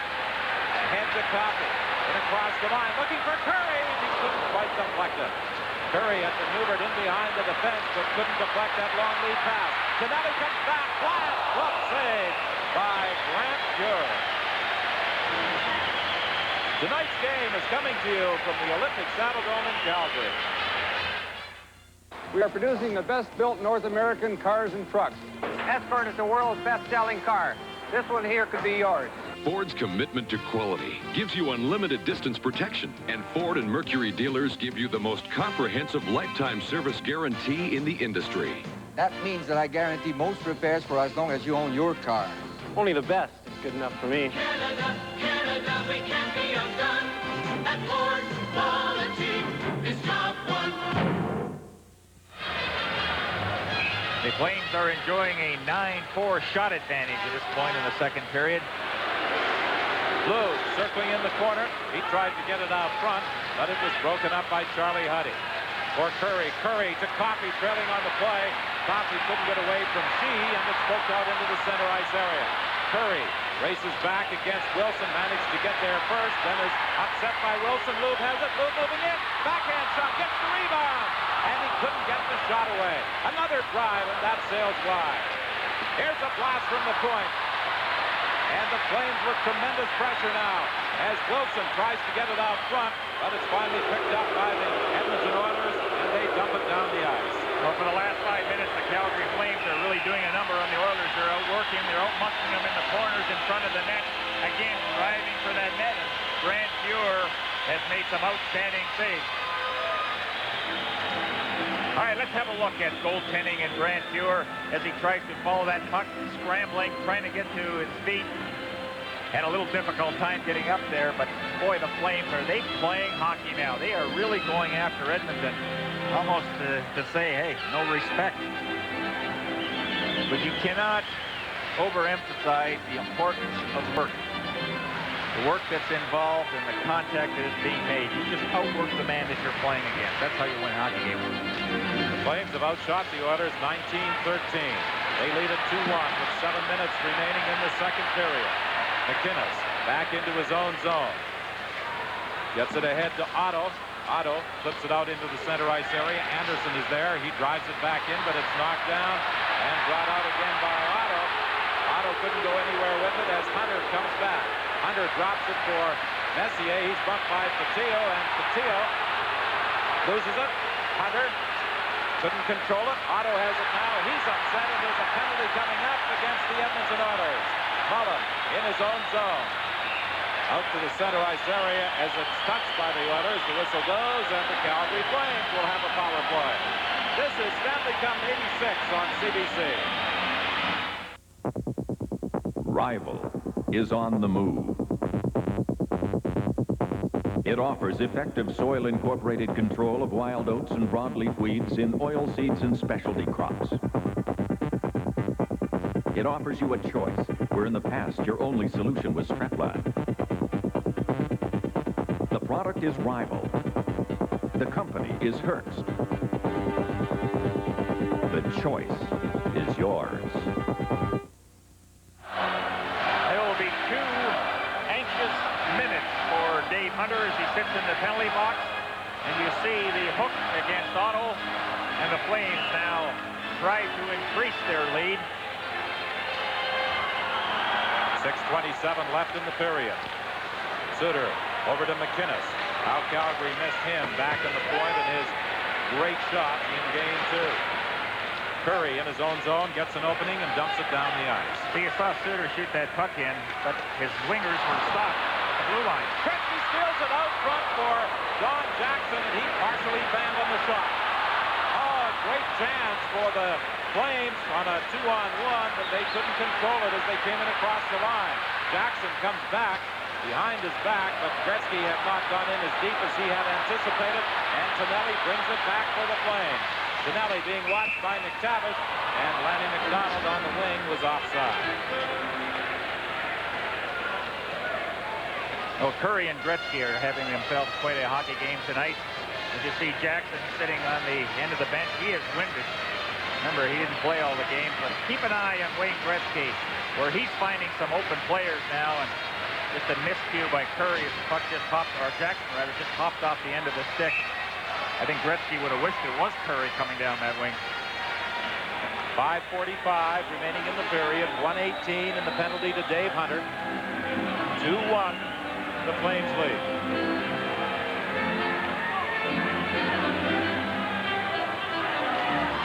McTavish against Otto. McTavish got the draw back into his own zone, and the Oilers fire it down the ice. He's trying to finish the thought with Suter. Anytime you shoot the puck in, you have to make sure that your wingers are going at full speed, or you'll never be able to do the job for checking. Otto at the line, loses it, and back come the Oilers. 3-on-2. Drop pass at the line. Napier with a shot. That is blocked, and a chance for the Flames as they come back. 2-on-1. Over on the wing for Mullen, and a great save by Grant Fuhr. Mullen was being checked as he broke in, but still got that shot away. Back to the line, and Suter couldn't handle it. So the Flames have to go back into their own zone to organize their attack with 30 seconds remaining in the penalty. Mullen lost it as he tried to slide it out into the slot, but the Oilers can't get out. Lube has it in the corner. Lube drops it back. Reinhart looks into the corner for Lube. Lube for Tonelli. Tonelli bumping there with Kevin Lowe. The Edmonton defenseman gained possession and drove it down the ice with 10 seconds left in the penalty to Dave Hunter. 4:30 remaining in the period. 2-1. The Flames leading the Oilers as Hunter steps back onto the ice, and Bozak brings it in across the line. And Bozak was upset as he tried to penetrate. Fans reacting, thinking there should have been a penalty call. McDonald will try it now, breaking in on the right side. Shot, and Grant Fuhr covers up. The puck bounced away from him momentarily, but he was able to cover up with 4:10 left in the period.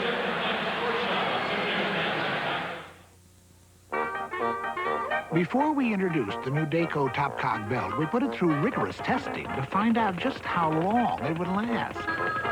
Broke yet? Ain't broke yet. And we discovered that the Top Cog's revolutionary new design makes it so flexible, so strong.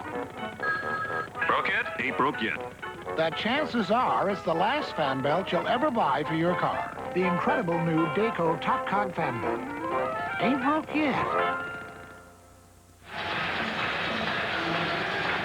Oh, when Lanny McDonald and company talked about home ice and what it means to play here at the Saddle Dome, I guess they weren't kidding, Don, because they have really controlled a lot of this second period.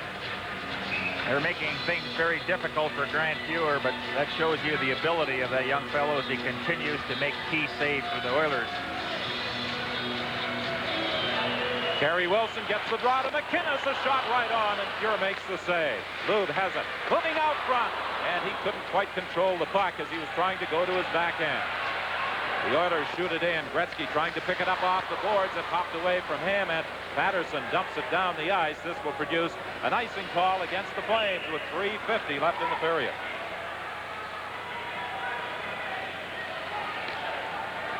Well, the guy that continues to get the good scoring chances and leads the team in shots on net is Joe Mullen. And he must be scratching his head with all the opportunities that he's had. And Grant Fuhr is equal to the challenge. He was hooked from behind by Kevin Lowe all the way down the ice, and how he kept his balance, was able to control that puck. From the face-off, a shot just goes wide. They fail to get it out. Curry looking back to the point. Coffey winds up a shot wide off the end boards. Vernon cleared it as Gretzky was trying to pick it up. The Flames come back, led by Kerry Wilson. A shot and a hand save by Grant Fuhr. Now McCowan gets it into the spot. Luke over on the wing to Wilson. Wilson was spun around, couldn't get a shot away, and the Oilers gained possession, but Gretzky threw it into the slot, and Lube almost picked it up. Now it's brought out by Curry. Lead pass for Gretzky. Gretzky gets away from the check. Tried to slip it out front. Patterson has it, and he clears it down the ice. 3 minutes remaining in the period. Gretzky will try it again for Curry. Curry's check. Calgary Flames again refusing to yield that blue line. They are doing a job of stopping the Oilers attack right at the blue line. Gretzky goes back to the net, tried to get it out front. Curry comes in behind the net as well. He's tied up by Suter. Gretzky and Sheehy were bumping and shoving. And finally, they force the face-off, and now there's more shoving. Gretzky was sent flying by Sheehy, and the two of them are continuing to exchange words as Randy Gregg tries to get in there to get involved. Oh, Gretzky can't be thinking about getting into a fight. That's the last thing that Coach Glenn Sater is looking for. But Sheehy and Gretzky were at close quarters, and you can see that Gretzky is visibly upset right now and having quite a few words to say to Sheehy. And in for a little help comes Jackson. Now they'll have a discussion and work things out, I'm sure. Well, Curry was battling at one position behind the net when Sheehy and Gretzky were going at it. Again, you want to stay with Gretzky. You can't get him loose, and that's exactly what Sheehy's doing. You see Gretzky, he's got a headlock against Sheehy, and Sheehy retaliates. A lot of give and take in this series as bodies continue to fly all over the place. But that's what playoff hockey is all about. Well, of course, the fans in the Saddle Dome react to Wayne Gretzky and his actions behind that Calgary net. They love to see the great one bumped here in the Saddle Dome by those Calgary defenders. Now, you heard Howie talking in between the first period there, at the end of the first period, the importance of standing up at that blue line. Don, you made a point that Calgary, again, using the discipline necessary following that game plan. McTavish takes it in against the boards. Krushelnyski comes in as well. Right wide, it's deflected by Jackson, and it went wide of the net. Vernon plays it around on the boards for Tonelli. Tonelli battling with Randy Gregg, trying to get out. He's unsuccessful. Krushelnyski keeps it in. And then finally, Lanny McDonald comes in to poke it into the center ice area. Rink-wide pass for Risebrow. In across the line, looking for Tonelli. Tonelli was spun around in front of the net. The fans reacting, thinking there should have been a penalty, but no whistle. McTavish simply shoots it into the Calgary zone. Hunter along the boards, trying to control it, but he's tied up by Risebrow. The puck comes out to McDonald, to the left side to Tonelli. He winds up, save by Fuhrer, big rebound. Tonelli gets it again.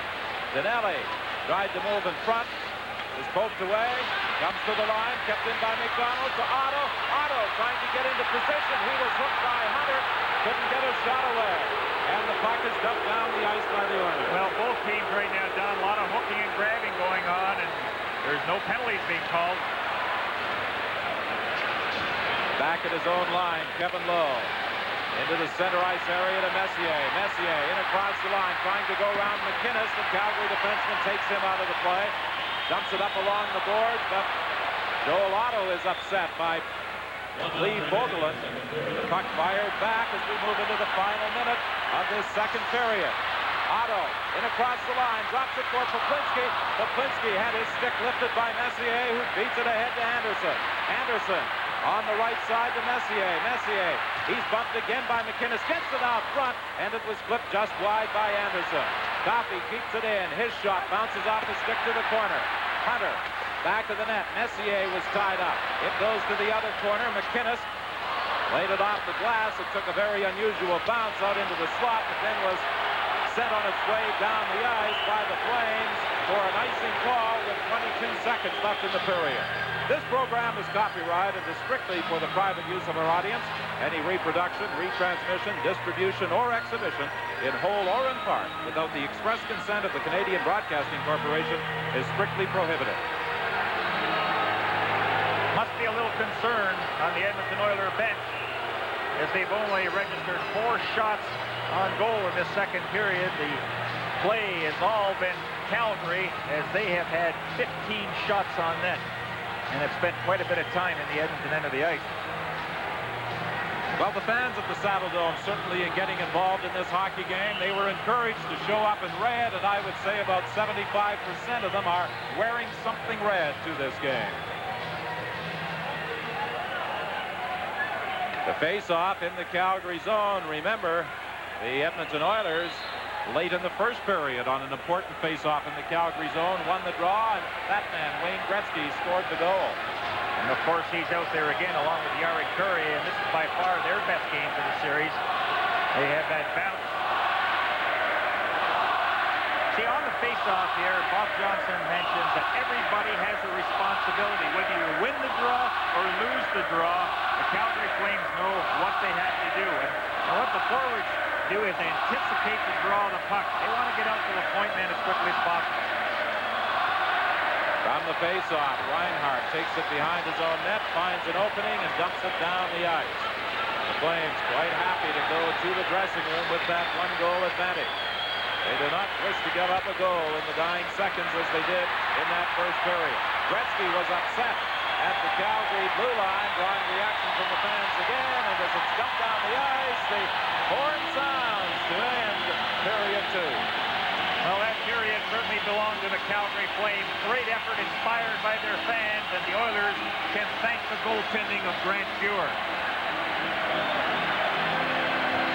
So the score at the end of the second period is Calgary 2, Edmonton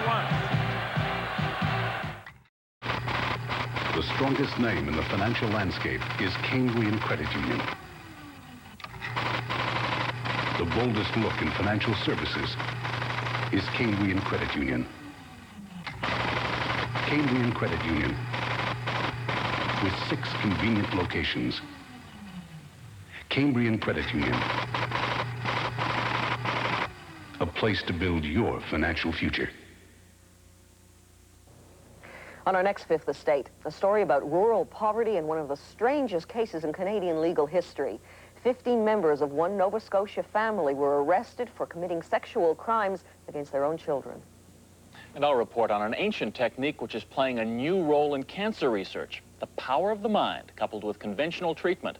And many patients are better able to fight their disease. The Fifth Estate, Wednesday at 8, 8:30 in Newfoundland on CBC. There are many ways to see your world, but one source views it from a different angle. One program answers the questions of the moment, reaches the people of the hour, probes beyond the headlines to what really matters. At the end of the day, when you want to know what's happening to your world, one program brings it into focus.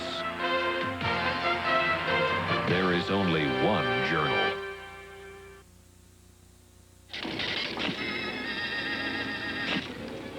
If only television had a lunchtime magazine show. With news. Yeah, and style and excitement. News with style and excitement?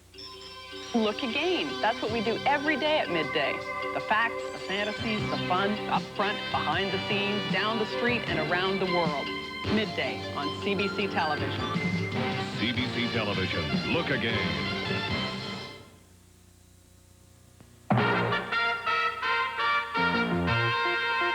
CBC News with Knowlton Nash. Good evening. In the news tonight, the future of free trade talks between Canada and the United States seems to be in the hands of one man. An American Senate committee appears to be one vote short of approving the talks. That committee met today, but because it looked as if it wouldn't approve negotiations, the vote was postponed until tomorrow. The delay will give the Reagan administration more time to try to persuade one more senator to switch his vote. There was tight security at a courthouse in London today when Nezar Hindawi was driven in.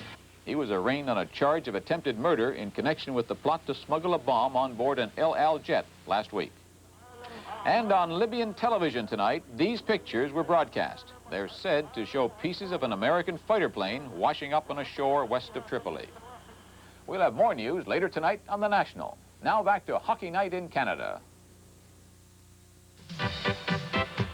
The Flames totally dominate the second period, out-shooting the Oilers 16-4, but just one goal to show for it, as Grant Fuhr almost single-handedly beats the Flames in the second period. Callahan Patterson with the only goal of the period. 2-1 in favor of Calgary. In the Norris final today, it was the Toronto Maple Leafs beating St. Louis 5-2, so the Leafs now lead the Norris Division final 2-1. Rick Vaive with a pair of goals for the Leafs as they score 4 times in the third period. The Washington Capitals have won the last 2 meetings against the New York Rangers and lead the series 2-1. as they get ready for game number 4 at Madison Square Garden tomorrow night in the Patrick Division Final. While the Montreal Canadiens have also won 2 in a row, they are in Hartford for game 4 of the Adams Division Final tomorrow night as well. The Canadiens have taken the upper hand in that series, and the problems for the Whalers are complicated by an injury to Mike Liut. Dave Hodge has more on the Adams Division Final. When a team like the Leafs with 57 regular season points is only 3 wins away from the conference final, it obviously demands headlines. And the idea that Calgary could beat Edmonton must be taken seriously. But the Montreal Canadiens are a story in themselves for the precise reason that rookies are leading the way for the Canadiens, and that goes against the theory that experience is so important in Stanley Cup play. Joining us from Hartford to discuss the Canadiens series against the Whalers is Dick Irvin. Dick, explain to me why the rookies can be playing so well and why the Canadiens appear to be benefiting because of it. What should we call it, Dave? Youthful exuberance, I suppose. But there's no doubt that when you come into a playoff, and when it all began, you look to the Robinsons and the Smyths and the Naslins to carry the load for Montreal. They haven't played very well, but the rookies have. And there's only one way to say that I guess that's really the reason the Canadiens have the lead. I'd like to point out another aspect to this rookie situation for Montreal, and that is the rookie coach, Jean Perron. Coming into Hartford last night, he did not have the last change, and yet it was agreed by everybody when the game was over that he had outcoached Jack Evans. He kept Guy Carbonneau out against Ron Francis, and in the coaching aspect of it, the rookie beat the veteran last night as well as on the ice. The rookie goaltender, Patrick Waugh, is a different goalie than what I saw during the regular season. Is he surprised he's playing so well? Is his coach surprised? And are you surprised? I think everybody is surprised. There was a lot of head shaking about the Canadiens' goaltending situation, Dave, all season, the 3-goalie situation causing that. And then when the playoffs began, a big question mark over the fact that with Penny injured and Sotard on the limp, young Patrick would have the brunt of the load to carry. He has not allowed a bad goal in the playoffs. That was his weakness during the regular season. He'd make 4 or 5 good stops and let in the bad goal. Didn't happen in the Boston series, hasn't happened in the Hartford series. So the job is his until further notice. And, you know, he has just played well. It's been a case of a rookie goaltender in his first Stanley Cup playoff round. He's solid. He hasn't made any mistakes handling the puck as he did in the regular season. And the Canadiens have to be very pleased. Give us a medical report on the veteran goalie for the Whalers, Mike Liut. Will he play tomorrow? And who must play better for the Whalers to even the series tomorrow? The Liut situation, the party line is that he is expected to play tomorrow night. He suffered the injury, they claim, in the pregame warm-up before the game last night, and there was no doubt that as the game began, he was floundering, he was not confident, and I guess he was hurt, and that's the reason. The Whalers, while the Canadiens get a lot of credit for playing well, they've got to get better hockey out of the players who carried them through that last rush in the regular season until their sweep over Quebec. Principally Ron Francis, David Babbage, John Anderson. Except for Game 1, Babbage has been a non-factor. Francis has been a non-factor throughout the entire series, but he may be still a little bit on the limp with the ankle injury. He wasn't allowed to practice today. But here in Hartford, with the big emotional build-up that the game had last night, the key players on the Whalers let the team down very badly. And they have got to get their act together, or this one could be all over Friday night in Montreal. We assume the Leafs and the Calgary Flames are a topic of conversation there. You should know that the Canadiens are always interesting no matter what they do, and there is talk about Montreal winning the Adams division, and even talk in Toronto of a Toronto-Montreal final, if you can believe it, and I guess in Edmonton and Calgary of an East-West Canadian final. We can't have more than 3 Canadian teams in the Final Four, and it looks as though that could happen. Dave, Mr. Frank Selke Sr. used to have a phrase, the kids go marching on when it comes to hockey, and I guess the current edition of the Canadiens is a perfect example of that here in the playoffs.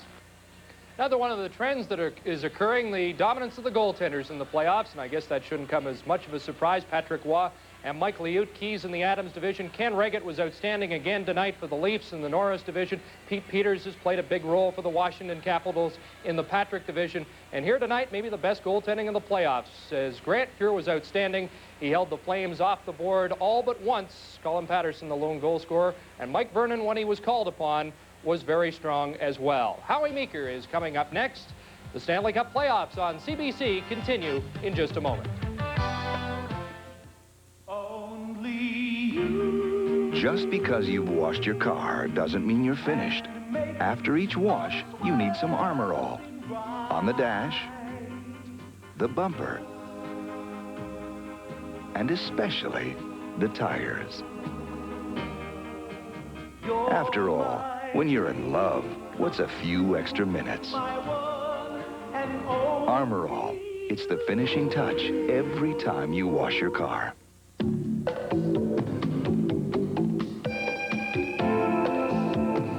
You are about to experience something extraordinary. A wave of taste that will stretch your imagination. A taste so smooth, so refreshing, so irresistible. Your only choice will be to catch it. Catch the wave. Coke. Announcing an important step forward in auto service, the Canadian Tire Service Promise. At Canadian Tire, we promise to fix your car right. And it's not right until you're satisfied. The bill you get will never be more than the estimate you approve.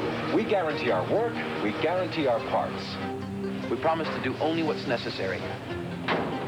For auto service that sets new industry standards, the right choice is Canadian Tire. Nothing unexpected, nothing unexplained. We promise. Bye, Dad. As a single father, he thought his life would be different. Can I come up? No. Am I interrupting something? They're all home free Monday. Paul Reinhardt and Colin Patterson have scored for Calgary. Wayne Gretzky for Edmonton. It's 2-1 for the Flames after 2 periods of play. And Howie Meeker, it was another big period for the Calgary Flames. Well, it certainly was, as you mentioned, and everybody else. Beer played extremely well, but I'll tell you, besides great goaltending and great pressure by Calgary, there was some just tremendous offensive plays by both teams, great scoring opportunities. What I'd like to talk about is that the first period we showed you what doesn't happen, okay, when a team stands in the blue line, where they stand out, they challenge, they don't let the opposition across the blue line. And now we've got a couple of instances here where they back up and what can happen. All right, this is Gretzky with the puck, and really it's a 3-on-2, and the key play is made by this gentleman right here. Now watch as it develops. That's Gretzky and Coffey to his right. There it is. It's a 3-on-3. Stop it right here. Now, Gretzky will come across in through here, and eventually this defenseman will challenge him and force him to drop the puck. But as this defenseman retreats, watch. He is not quite sure that this guy's going to do the job on Gretzky. And Coffey moves into a slot. All right, stop it right there. Now, he comes a little too late. See, there's all kinds of room in between, and when he starts to attack, I'm very surprised here that Coffey didn't try to improve his position. But watch what happens here. The Calgary back checker does a heck of a job, and look where Vernon is. No way in the world the puck's going to go in from there. Now, there's the shot. Vernon has no trouble with it at all. Now we'll keep it right on going. Just great offensive play there and a good save. All right, stop it right here. Look at this has been happening time and time again. Behind in here, folks, there are 3 Edmonton Oilers. That is a no-no anytime. And it's a 3-on-2 break, and this is Tonelli to Lube. Lube back. Now, stop it again. This is just great. What happens here is Tonelli will go in and create open ice. Now, he can't get rid of the puck till he turns this defenseman's stick this way so it can drop back. Now, he's creating open ice, and Lube has to have enough sense to move into that open ice, and watch what he happens. Now, this third man coming here, Calgary, he's picked up, and watch this defenseman just absolutely does nothing. Just run this real slow. Now, there, stop it right there. You see, the second he got the stick out of the way, he drops it to Lube. And here's the open ice area. Now, in this position here, this defenseman can't back up. He's got to attack, or else he's going to be in trouble. The top of the picture, if a checker comes back, takes him out. Now, watch, there's a little deke there and a little deke there. That really should have been a goal for the great work Tonelli did and the real smart finesse by Håkan Lube. Okay, thank you very much, Howie. It's 2-1 for the Flames, leading the Oilers in the second intermission. This is Hockey Night in Canada and the Stanley Cup playoffs. The enemy. Rain. A mere 1/8 inch can float your car off the road. Thus the rationale for Vector, Goodyear's unique all-season radio. So advanced, its crisscross tread actually pumps away water to help more tire and your car stay on the road. You either have Goodyear Vectors or you need them.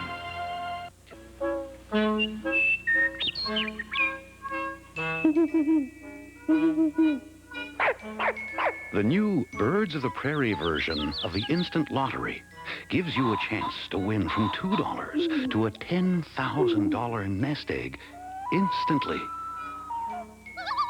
Birds of the prairie. 16 different species for you to choose from to feather your nest.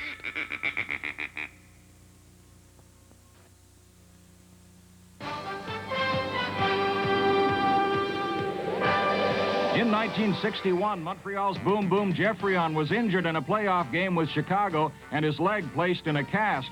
But Geoffrion's desire to play was so strong that he and Doug Harvey chipped the cast away, and Geoffrion suited up for the deciding game. But his leg gave out, and the Canadians lost the series.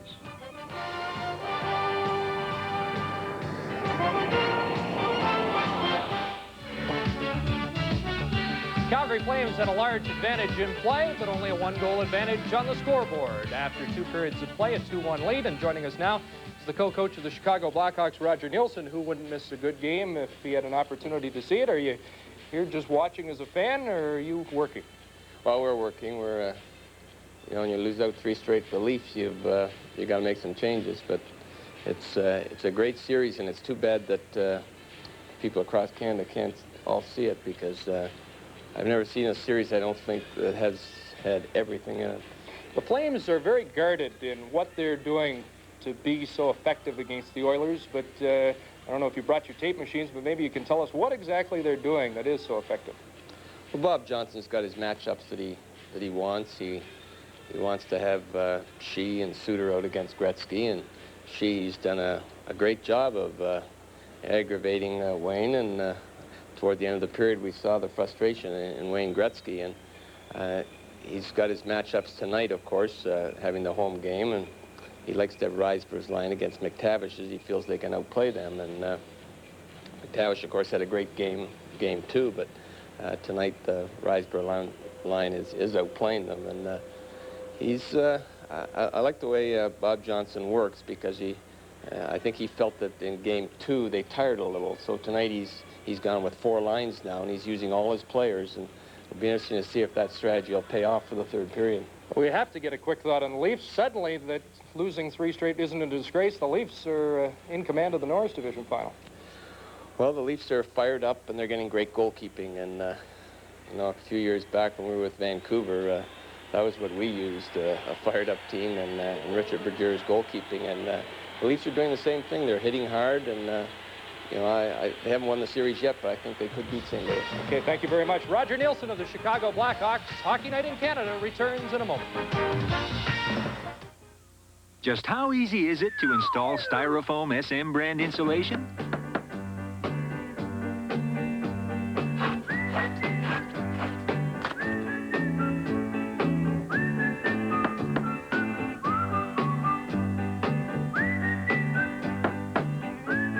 It's child's play. Of course, a bigger person can handle a bigger house. Remember, if it doesn't say Styrofoam SM... It isn't! Why is it that some banks seem to want you to get your money at their convenience? At Bank of Montreal, we're opening more branches Saturdays. We're installing more Instabanks. I see this branch is open for business before I am. We're doing more for you, so you can get your money when you want it. We are doing more for you at the Bank of Montreal. It's what sets us apart. 200 years of working together. Molson salutes you, Canada. There's a pride in our hearts you can feel in the strength of a face that's so real. Building this land for you and me. Believing and sharing a dream. Oh, Canada, Canada, standing strong and free. Canada, I'm a part of you, and you're a part of me. 200 years of sharing a dream. Molson salutes you, Canada. Well, the Flames asked the fans to wear red, some of them have added a little more to their costumes, but they are enjoying the action here at the Saddle Dome. 2-1. The Flames in front of the Edmonton Oilers with 20 minutes remaining in regulation time. Will the Oilers turn on the Jets in this third period as they did in the third period of Game 2? Otto to Fatio, 2-on-1. He tried to get it back. Didn't get through. A shot from the point now, and that's whistled wide by McInnes. Great opportunity starting this third period for the Flames. Fatio was in a perfect spot to shoot the puck. He has to shoot it. You know, when you're at the top of the circle in a 2-on-1, there's always the possibility of a rebound. 1-1 after one. Reinhardt and Gretzky power play goals as the Oilers outshot the Flames. And in the second period, the Flames took control 16-4. The shots with Colin Patterson getting the goal from Lube and Suter at the midpoint of the period. John, I thought that second period was probably Calgary's best of the series. There wasn't anything fancy about their attack. They just dumped it in and they arrived. And a lot of times the Edmonton Oilers had their faces against the boards. Very aggressive in their forechecking. Into the slot. Long blast by Kevin McClelland, and off the end boards. That's picked up now by Jamie McCowan. McCowan to Tim Hunter. He was looking for Bozek. Intercepted. Brought back in by Messier. He's bumped in against the boards. Taken out of the play. It comes back to the line. Kept in by Jackson. He's shoved by Tim Hunter as it goes back of the goal, and McCowan gets it out to Bozak. To Poplinski. Poplinski trying to get around Randy Gregg. The Edmonton defenseman ties him up, and Grant Fuhr played it around on the board. Anderson to Hunter. Drop pass for Gretzky. Gretzky moving into the slot. Takes the shot. They score!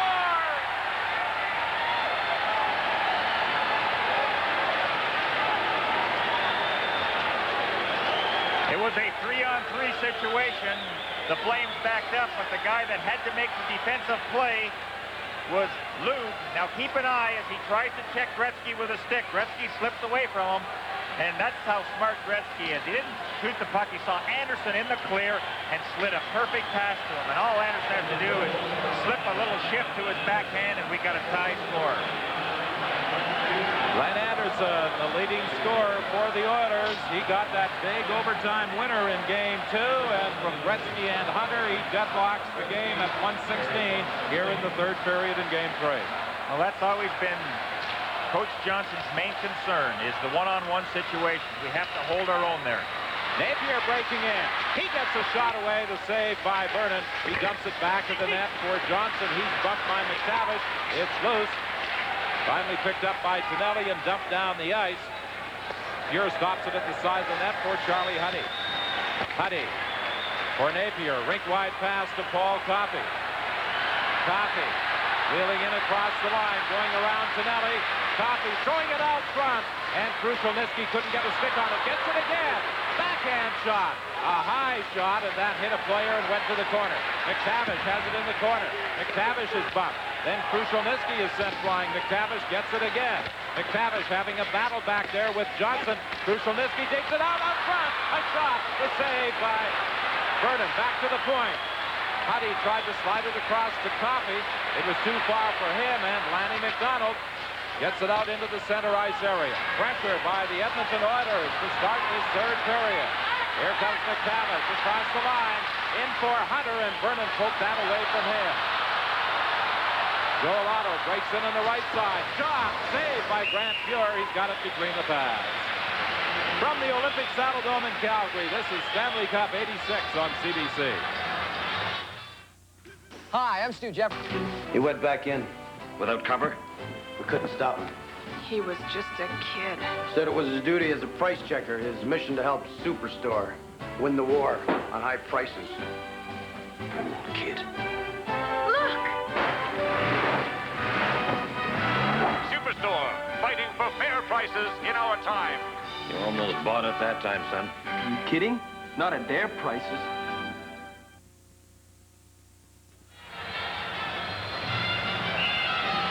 Now, Coach Glenn Sater continues to juggle his lines. Now he's got Messier, Hunter, and Gretzky out there, and you'll see him using more of his better players in this third period. Try to get that next goal. By the same token, the Calgary Flames know again that they're in a battle, and they don't want to let the same thing happen that happened in Game 2 in Edmonton.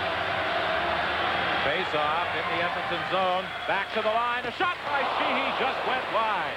Oh, he let a rocket go from the point, and that just missed. Suter ahead to Lube. Lube in across the line. Gets around Fogelin. Lube takes the shot. The save by Fuhr. The puck was moved to the side of the net. Back to the point. A drive, and that's kicked out by Fuhr. The Oilers had problems getting it out of the zone. They fight now in the corner. Curry loses it. Patterson pokes it away from him. Gary Wilson out front. Lube just failed to deflect it. Gretzky starts back for Edmonton. The game tied at 2. Vernon stops it at the side of the net, plays it to the boards for Suter. The rookie gets it over to Lube.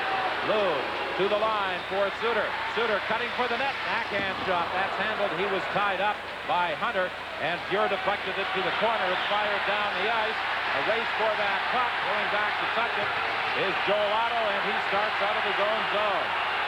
Suter and Hunter were tangled up back in the corner, and the Flames had to move slowly, waiting for Suter to get back on side.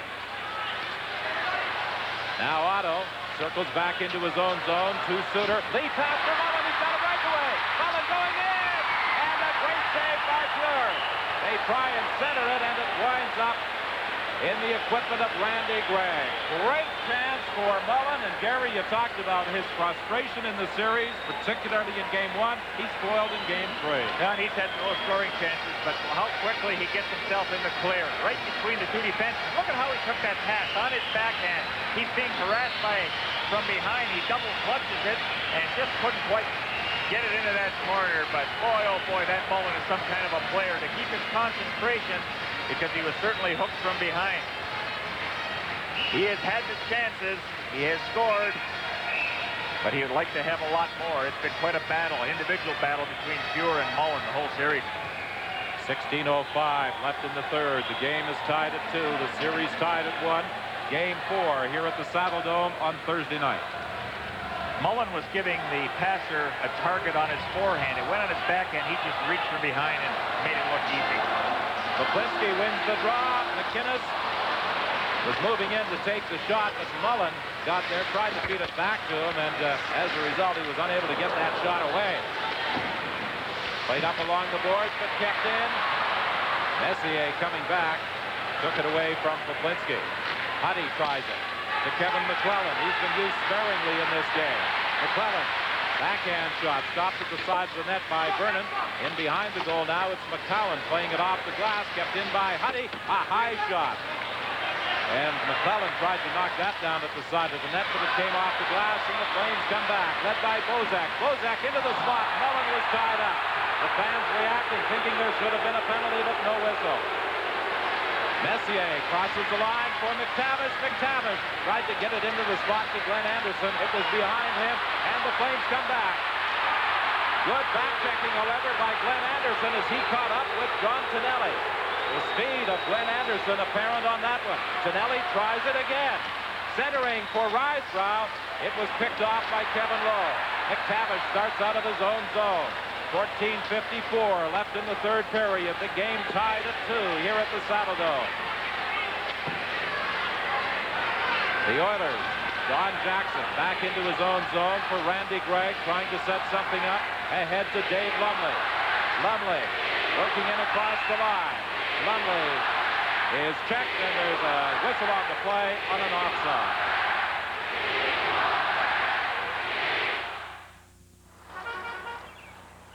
I'm looking forward to the day when I can spend a lot more time traveling. And you know, it was my London life agent who showed me how I can do it.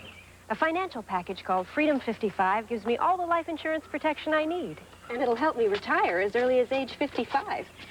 And that's when I'll start seeing the world the way I want to see it. London Life believes life insurance is also for the living. Ask us about Freedom 55. It's nice to be with a company that understands life, as well as life insurance.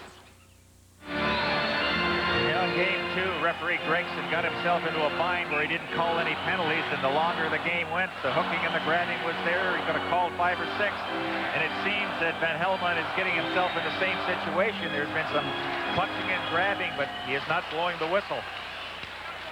Fans reacting somewhat unfavorably to his work as they did in Edmonton the other night. Only there it was a pro-Edmonton crowd. Here they're mainly cheering for the Flames, as one would suspect. Bozak back to the net. Still controlling it. Having difficulties now against Gregg. Poplinski comes in to help out. He and Lumley bump.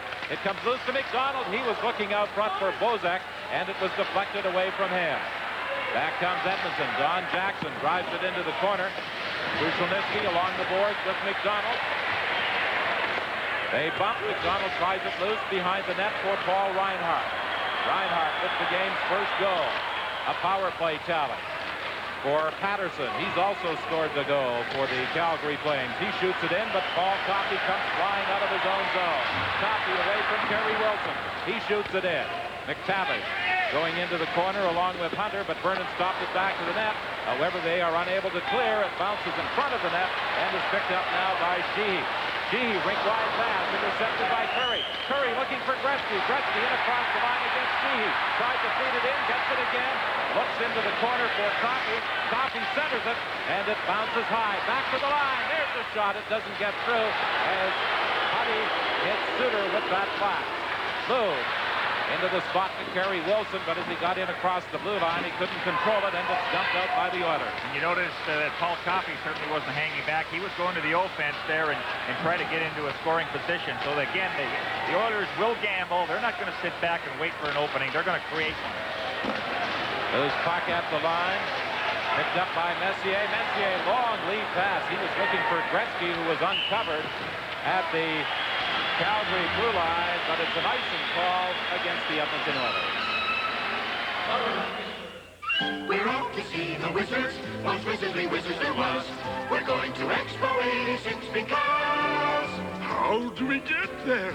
What do we do there? Where do I get some oil? Esso! All the stuff you need to know in the free Expo guide from Esso. Thank you. No trouble. We're going to Expo 86 to see the Wizardly wondrous things that be. We're out to see the Wizards. And just to add to that, John, about the Oilers gambling, I think that's one thing that the Flames will be looking for. When the Edmonton Oilers try to gamble or pinch in their defense, they'll try to catch some napping and hopefully get a 2-on-1 or a 3-on-2 break. Messier against Otto in that face-off circle to the left of Grant Muir. Kevin McClellan skated through it prior to the puck being dropped. They line up again. Otto trying to get that draw back to the point to Al McInnes. Now Bob Johnson, he'll juggle his lines as he's doing now with Otto and Mullen on the line, and now Nick Bakio has come in there and gets quite a hand as he goes into the face-off circle. On the face-off, it goes to the corner for Kevin Lowe. Lowe was bumped by Patillo, got it up along the boards to Messier. He clears the zone. Brought right back in by Jamie McCowan with Mullen to McCowan. McCowan going in. He scores!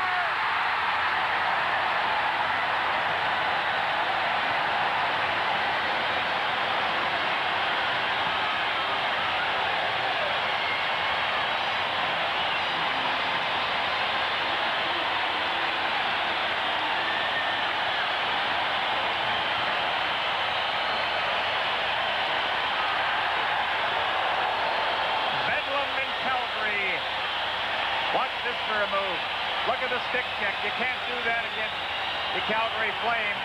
And keep an eye as Joel Otto comes late with a perfect setup by McCowan. But boy, is that threading the needle. But look at the Edmonton Oilers trying to stick check. You're not going to stop anybody that way. You have to get involved. You have to take the body. But let's give points to McCowan. He had a rough night in Edmonton in Game 2. He was on for every goal against. But he's redeemed himself here in this game.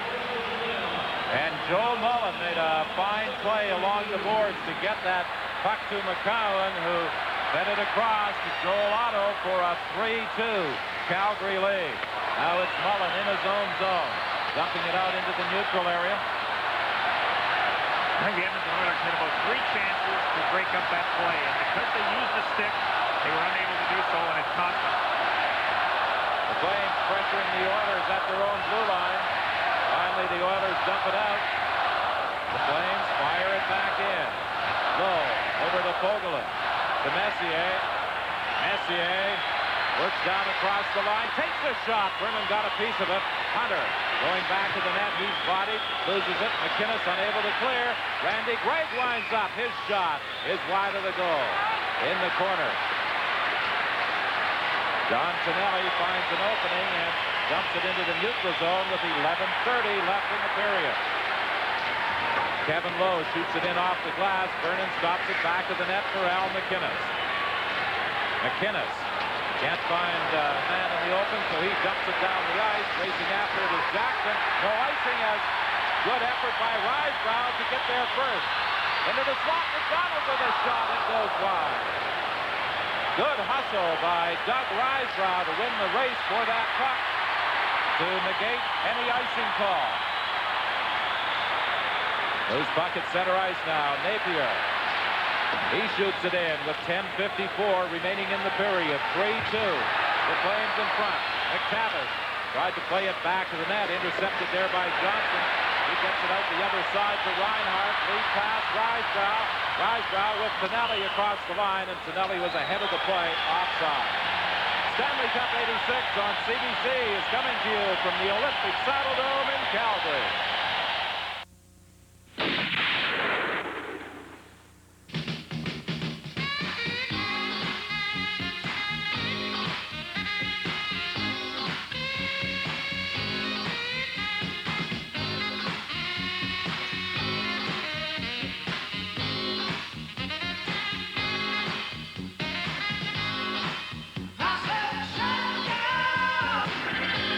Get the taste that'll stop you cold. Now the third period, the Oilers started very quickly. They tied the game, expecting the Flames to wilt. They didn't wilt. They just battled back to, again, take the lead. And, boy, we're just getting one line after another, providing very entertaining hockey. Great effort. Dave Semenko out on the ice. He goes into the corner. Bumped there by Shee. Comes back to the line. Coffey took a shot. Knocked down. Lead pass for Lou. Kerry Wilson catching up along with Patterson. Lou moving in. A shot to save. The rebound. Just skirted wide. With Gure down and out of position. Gretzky brings it back. Behind his back to Curry. Curry played it off the boards. Nobody there. And Patterson dumps it down the ice. Isn't that Lou some kind of a player? He's got long moves. He just dazzles on that ice. And across the line, Coffey with a blast glove withheld by Mike Vernon.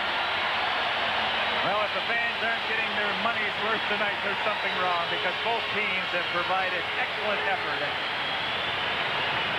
Number 12, Lou. Skilled hockey player when it comes to carrying the puck. He can move laterally so well. Now, what he does is he hesitates. He waits for his players to catch up.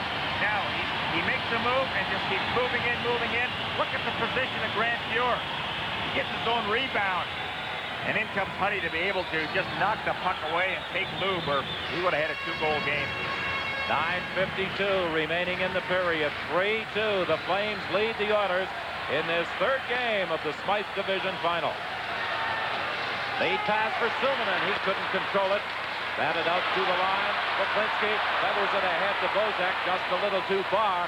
And Fogelin back into his own zone. Played it around on the boards, but not out. Hunter runs into Lumley, just missing him with the check. Bozak back of the net.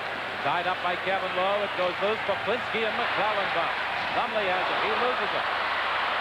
Comes back to the line, and Johnson couldn't keep it in as it was poked down the ice by a sprawling Lee Fogelin. Well, that's twice that Lumley ducked checks of Tim Hunter. The boards took quite a beating on that play. Zooming in across the line, going for the goal, poked away just at the last minute by Paul Reinhart. At the point, Jackson running in, a shot, loose puck at the side of the net, and coming up to cover up is Mike Vernon.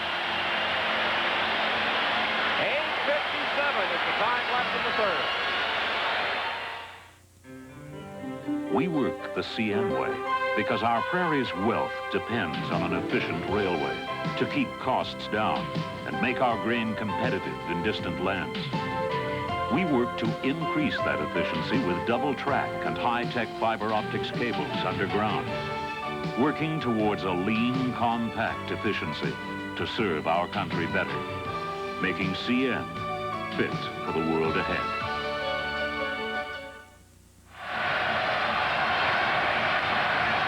Jackson moving in from the point, let that blast go and hit two players who were tied up at the side of the net. He had Vernon out of position. And McClellan came off the ice a little slowly. He collided with the goalpost.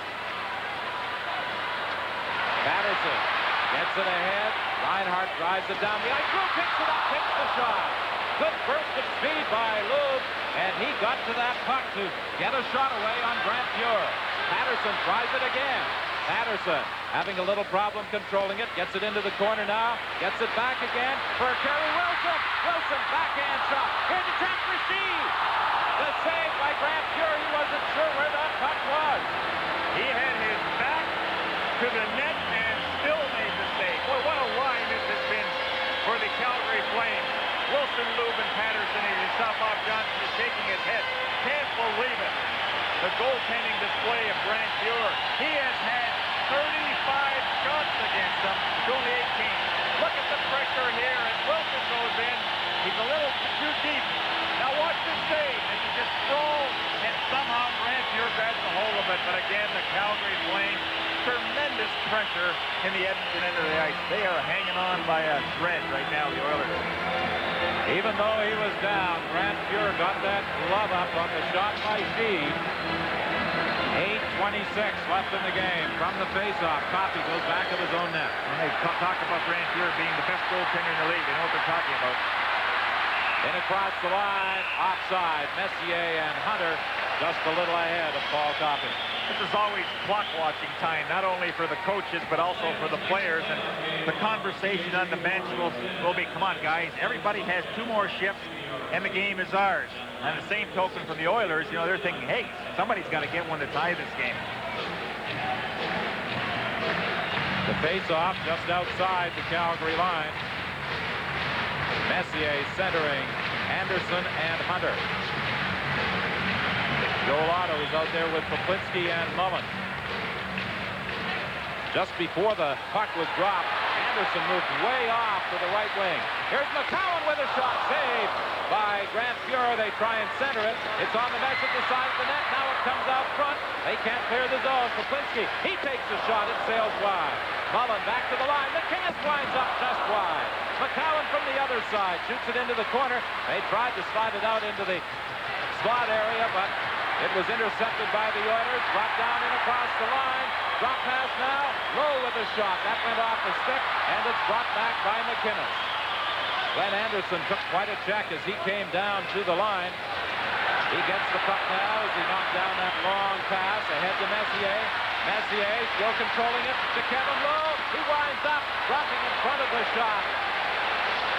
The Calgary player, and he is hurt. It's Lanny McDonald. He dropped in front of that blast.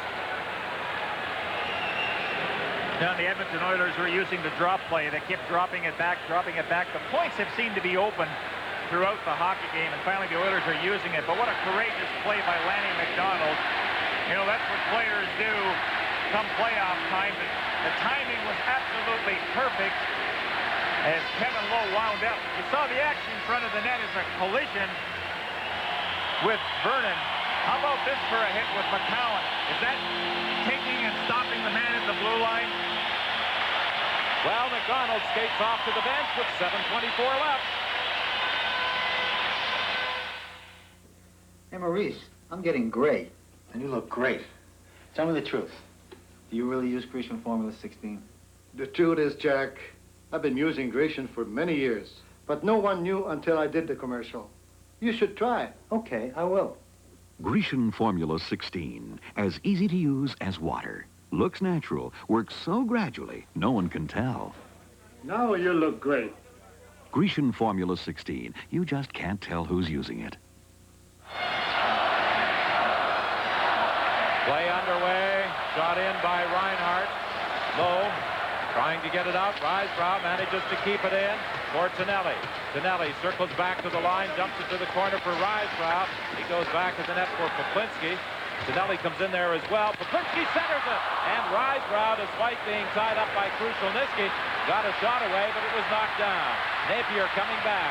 Napier to Krushelnyski. Krushelnyski trying to fend off the check of Reinhardt, but Reinhardt pokes it away. Krushelnyski gets it back again, and then Reinhardt takes him out of the play. Ahead to Poplinski. Poplinski dumps it into the corner, and then he goes to the bench on the change along with Tonelli. Risebrow out there doing a strong job of back-checking as it's dumped down into the zone. Comes to the line, and Risebrow hooks it out to the neutral area. 6:28 remaining. Paul Coffey tries it now. Coffey dumped it over on the wing. Suominen couldn't handle it. The Flames bring it back. Lube and Patterson, the two of them going for the net. Lube, backhand shot, saved as Brant Pure came sprawling across. Lube keeps it in, then lost it. Now it's brought out by Huddy. Lead pass at the line, looking for Suominen too far. Sheehy chases it down into the corner. Picked up along the boards by Kerry Wilson. Wilson gets it out into the center ice area. Ahead to Patterson. Patterson with a shot. Save the rebound clear by Charlie Huddy. See, the Oilers are gambling now, and that's why the Calgary Flames are getting all those scoring chances. Defense have to pinch in. The time is running out. Lumley spun around as he came in across the line. The puck behind the net. Mullen trying to move out. Succeeds in doing so. A 3-on-2 to Kerry Wilson. In across the line. Wilson to Mullen. Mullen takes the shot. It hit Randy Gregg. Mullen gets it again. Trickles the net. Tries to jam it in. It comes back to McInnes. McInnes takes a shot wide. Gretzky loses it. Out into the slot. It bounces all the way back to the blue line. McCowan fires it in deep. It bounces off the boards in front of the net. Good pressure here now by the Calgary Flames. With 5:06 remaining in the third. Gretzky starting out of his own zone. The Flames leading by a score of 3-2. Ahead for Curry. Quick shot. Vernon got a piece of it. He juggled it and then grabbed it again. From the Olympic Saddledome in Calgary, this is Stanley Cup 86 on CBC. Remember the days when cars were fun to drive? Those days are back. Those days are back because one North American manufacturer is producing cars that are innovative and exciting to drive. One manufacturer, totally committed to quality. Remember the name. At Ford, quality is job one. 4:56 remaining, 3-2 Calgary leading game 3 of this Smythe Division final. The series all even at 1. Now, Yari Curry snapped the wrist shot from the off wing, and boy, did Vernon ever make an excellent save with that trapper. Call those game savers. Gary Suter back in his own net. Playing it around on the boards. Deflected out into the center ice area by Lanny McDonald. Flames fans happy to see that he's back out there after stopping that shot earlier in the period. She goes back in his own net, falls. Anderson takes it to the corner. He's upset by Poplinski. Good hitting by both sides. Finally, it's dumped down the ice. Going back is Kevin Lowe. Ahead to Gretzky. Gretzky over to Yari Curry. Slap shot, that deflects off Suter high to the corner. McDonald dumps it to the other side. Sheehy around the boards, kept in by Lowe. Lowe plays it back to the net. McDonald got there first. Lowe was looking for Gretzky. Played off the glass and into the neutral zone. The Oilers try it again, led by Paul Coffey. Coffey tried to flip it ahead to Gretzky, intercepted by McDonald. In across the line, he shoots it into the corner. There's not much skating room for the Edmonton Oilers as the Flames are all over them, doing an excellent job, just a terrific job of checking. The Flames now going to very short shifts here in the dying stages of the third period. They lead by 1. A pass. Deflects off Lube out into the center ice area. He's played a whale of a game tonight for the Calgary Flames. He's been an offensive threat every time he's been on the ice. Napier trying to move in. Checked by Kerry Wilson. Wilson comes up with it. Wilson with Lube, in across the line. Wilson puts on the brakes, looks back to Poplinski, quick shot just wide. Lube circling back to the net, tied up by McTavish. Coffey takes over for the Oilers. Wilson goes off the ice. Lead pass to Krushelnyski, ahead to Napier. McTavish catching up with the play, in across the line, he was offside. Game number 4, right here in the Olympic Saddledome on Thursday night. And the fans here at the Saddledome are providing the Flames with another standing ovation.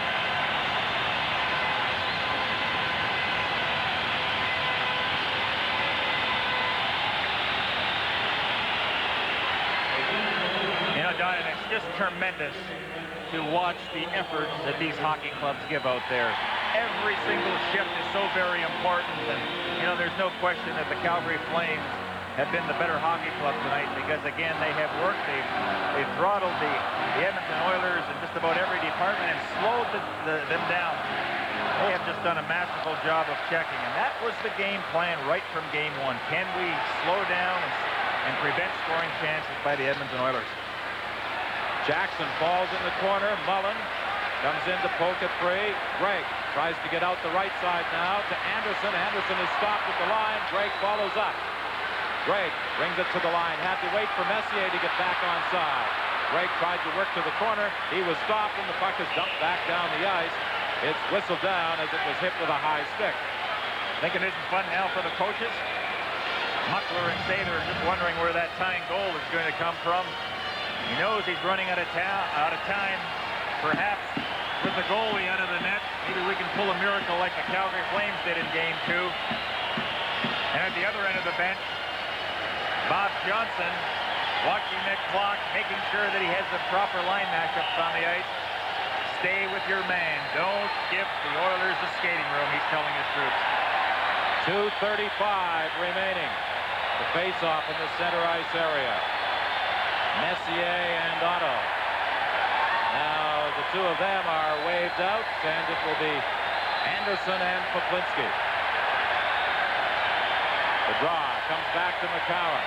McCowan flips it high down into the Edmonton zone. Gregg clears the zone. McCowan plays it off the boards and back in as Coffey circles in his own zone. Over to Randy Gregg. The Oilers with the offensive weapons out there trying to get the tying goal. 3-2. The Flames in front. Back at the net now. McInnes having problems. Loses it at the side of the net. Anderson was unable to kick it free. Into the center ice area. Suominen plays it back for Coffey. Coffey to Messier. To Randy Gregg, 1:59. The time left in the third. Rink wide pass for Hunter. Hunter had to stop to pick it up. He's bumped by Risebrough as Reinhardt comes back, finds an opening, shoots it down the ice. Racing back after it is Mullen. Huddy got there first. Long lead pass now to Gretzky. Gretzky in across the line. Tried to feed it across to Curry. And a good play by Reinhardt to break it up with 1:35 left. Ahead to Tonelli. Tonelli working one-on-one with Huddy. Gets the shot. It's gloved by Grant Fuhr. Flipped over to Dave Hunter. He clears it to center ice. McDonald knocks it down and shoots it back in. The Oilers desperately trying to go to the attack. Grant Fuhr waiting, ready to go to the bench for that extra attacker. Now Kevin Lowe brings it out. Kevin Lowe shoots it in. Gretzky was unable to pick it up as Colin Patterson deflected it down the ice. Going back after it is Paul Coffey. We're into the final minute. Pass intercepted. The fans standing. They're cheering every move by the Calgary Flames. They lead by the 3-2 score, and now the Oilers can't get it out of their own zone. Persistent forechecking here by the Flames. Finally, it's picked up by Yari Curry. Fuhr heading over to the bench. He has not come off yet, however. Now he goes to the bench. Out front, and it's spit across. Picked up by Lube. Lube trying to get that opening, and it's whistled down as it was hit just in the neutral zone with 28 seconds left in the game, and the Edmonton net empty. That far away. There's the empty net. The Flames 28 seconds away from a victory. They have outshot the Edmonton Oilers by a 38-19 count. They have dominated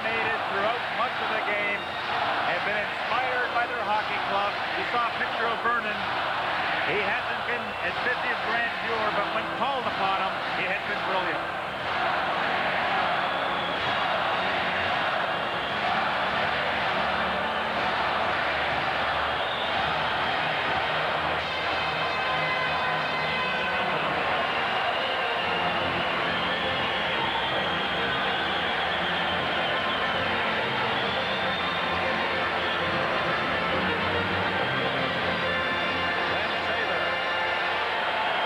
To his players with the timeout, final instructions for the 28 seconds that remain, and what they will do with the goaltender out. Don, one thing about the Calgary Flames, they do not want to ice the puck, try for that empty net goal, unless they're over the red line. Your best play now is possession, or freeze it against the board.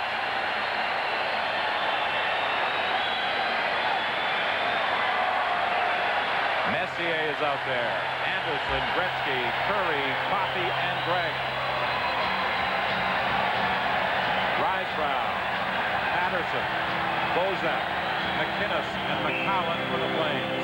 Now, you can't tell me that players do not get inspired by the way the crowd reacts. Look at in Edmonton the other night. That's the loudest I've ever heard the fans there, and here in Calgary in this game.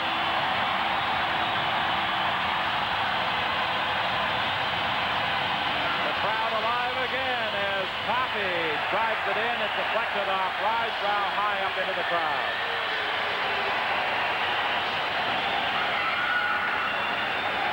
A very withdrawn Glenn Sathers. He's chewing on that gum. He knew it was going to be a tough series. I often say that what happens during the regular season doesn't mean very much. But the Flames have been a very confident hockey club. They've worked hard in preparation. And they're only 25 seconds away from taking a 2-1 lead. Anderson shoots it in. McInnes overskated it. Gretzky has it back to the net. Gretzky out front. They bang away. Gretzky gets it again into the slot. A shot that did not get through. Gretzky has it again. Backhand shot. That was blocked by McInnes. Gretzky out front. McCowan's on top of it. Vernon is there. They hold it with 6 seconds left. Every single player is right in front of the crease except Paul Coffey. What a pile-up in front of Vernon.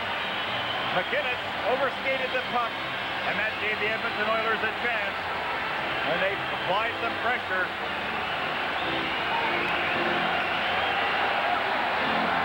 All right, let's have a look at it. Look at all the players in front of the net.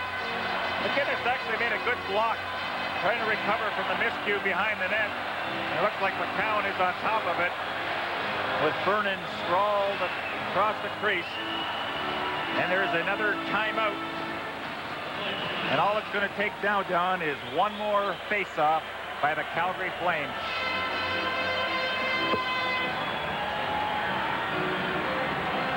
There's the conversation at the Oiler bench, trying to map out some kind of strategy if they get the draw.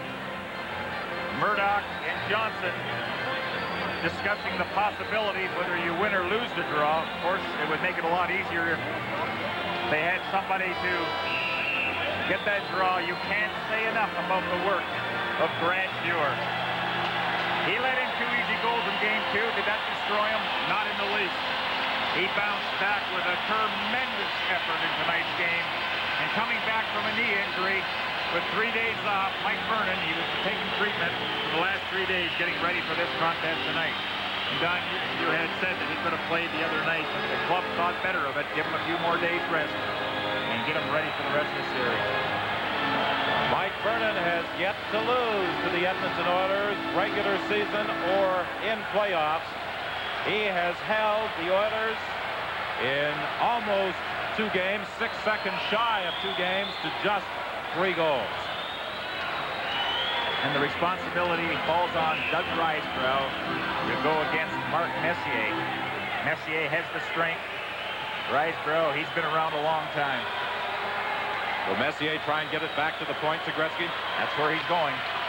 It comes back to Gretzky. He won't get a shot as Babinski dumps it down the ice. It misses the net, but that's the game.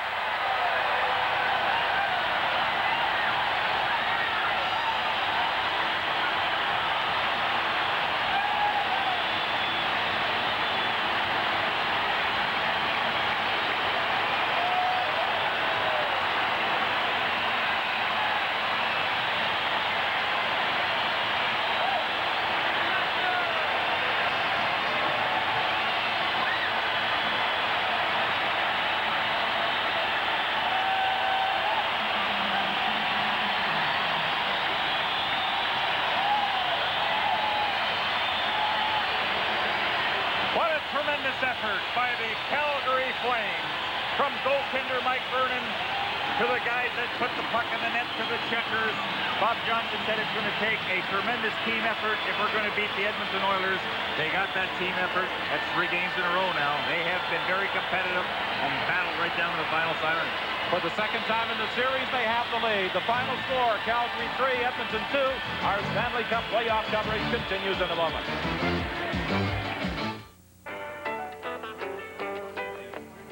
Goodbye, Dan. Hello, Joe. Chola Billy, bowl of chili, Bill Dickel, Dale Pickle, and a model of Bolson Golden. Gottle Bolson Mogan. Mogan Golson. Golson Mogan. Molson Golson. Moslin Golson. The smooth one. Ah, Bolson Bolden. Molson Golden. Smooth no matter how you say it. Golson Molan.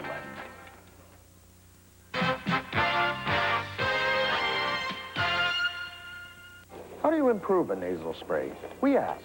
Well, it's fast. Now make it last longer. So we did. Long-lasting nasal mist by Dristan. Lasts 3 times longer than our regular spray. The scale shows why so many people prefer extra-strength Anacin. Here are 2 regular tablets, and here are 2 extra-strength Anacin. Extra-strength Anacin tips the scales because it contains more medicine.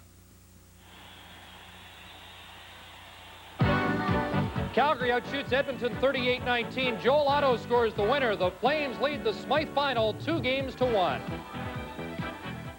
Ladies and gentlemen, here are tonight's Molson Cup 3 stars, as chosen by Eric Duhatchuk of the Calgary Herald. First star from the Flames, Håkan Loob.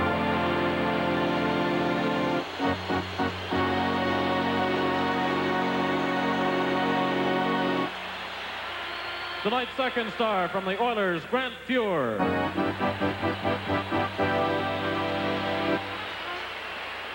Third star from the Flames, Joey Mullen.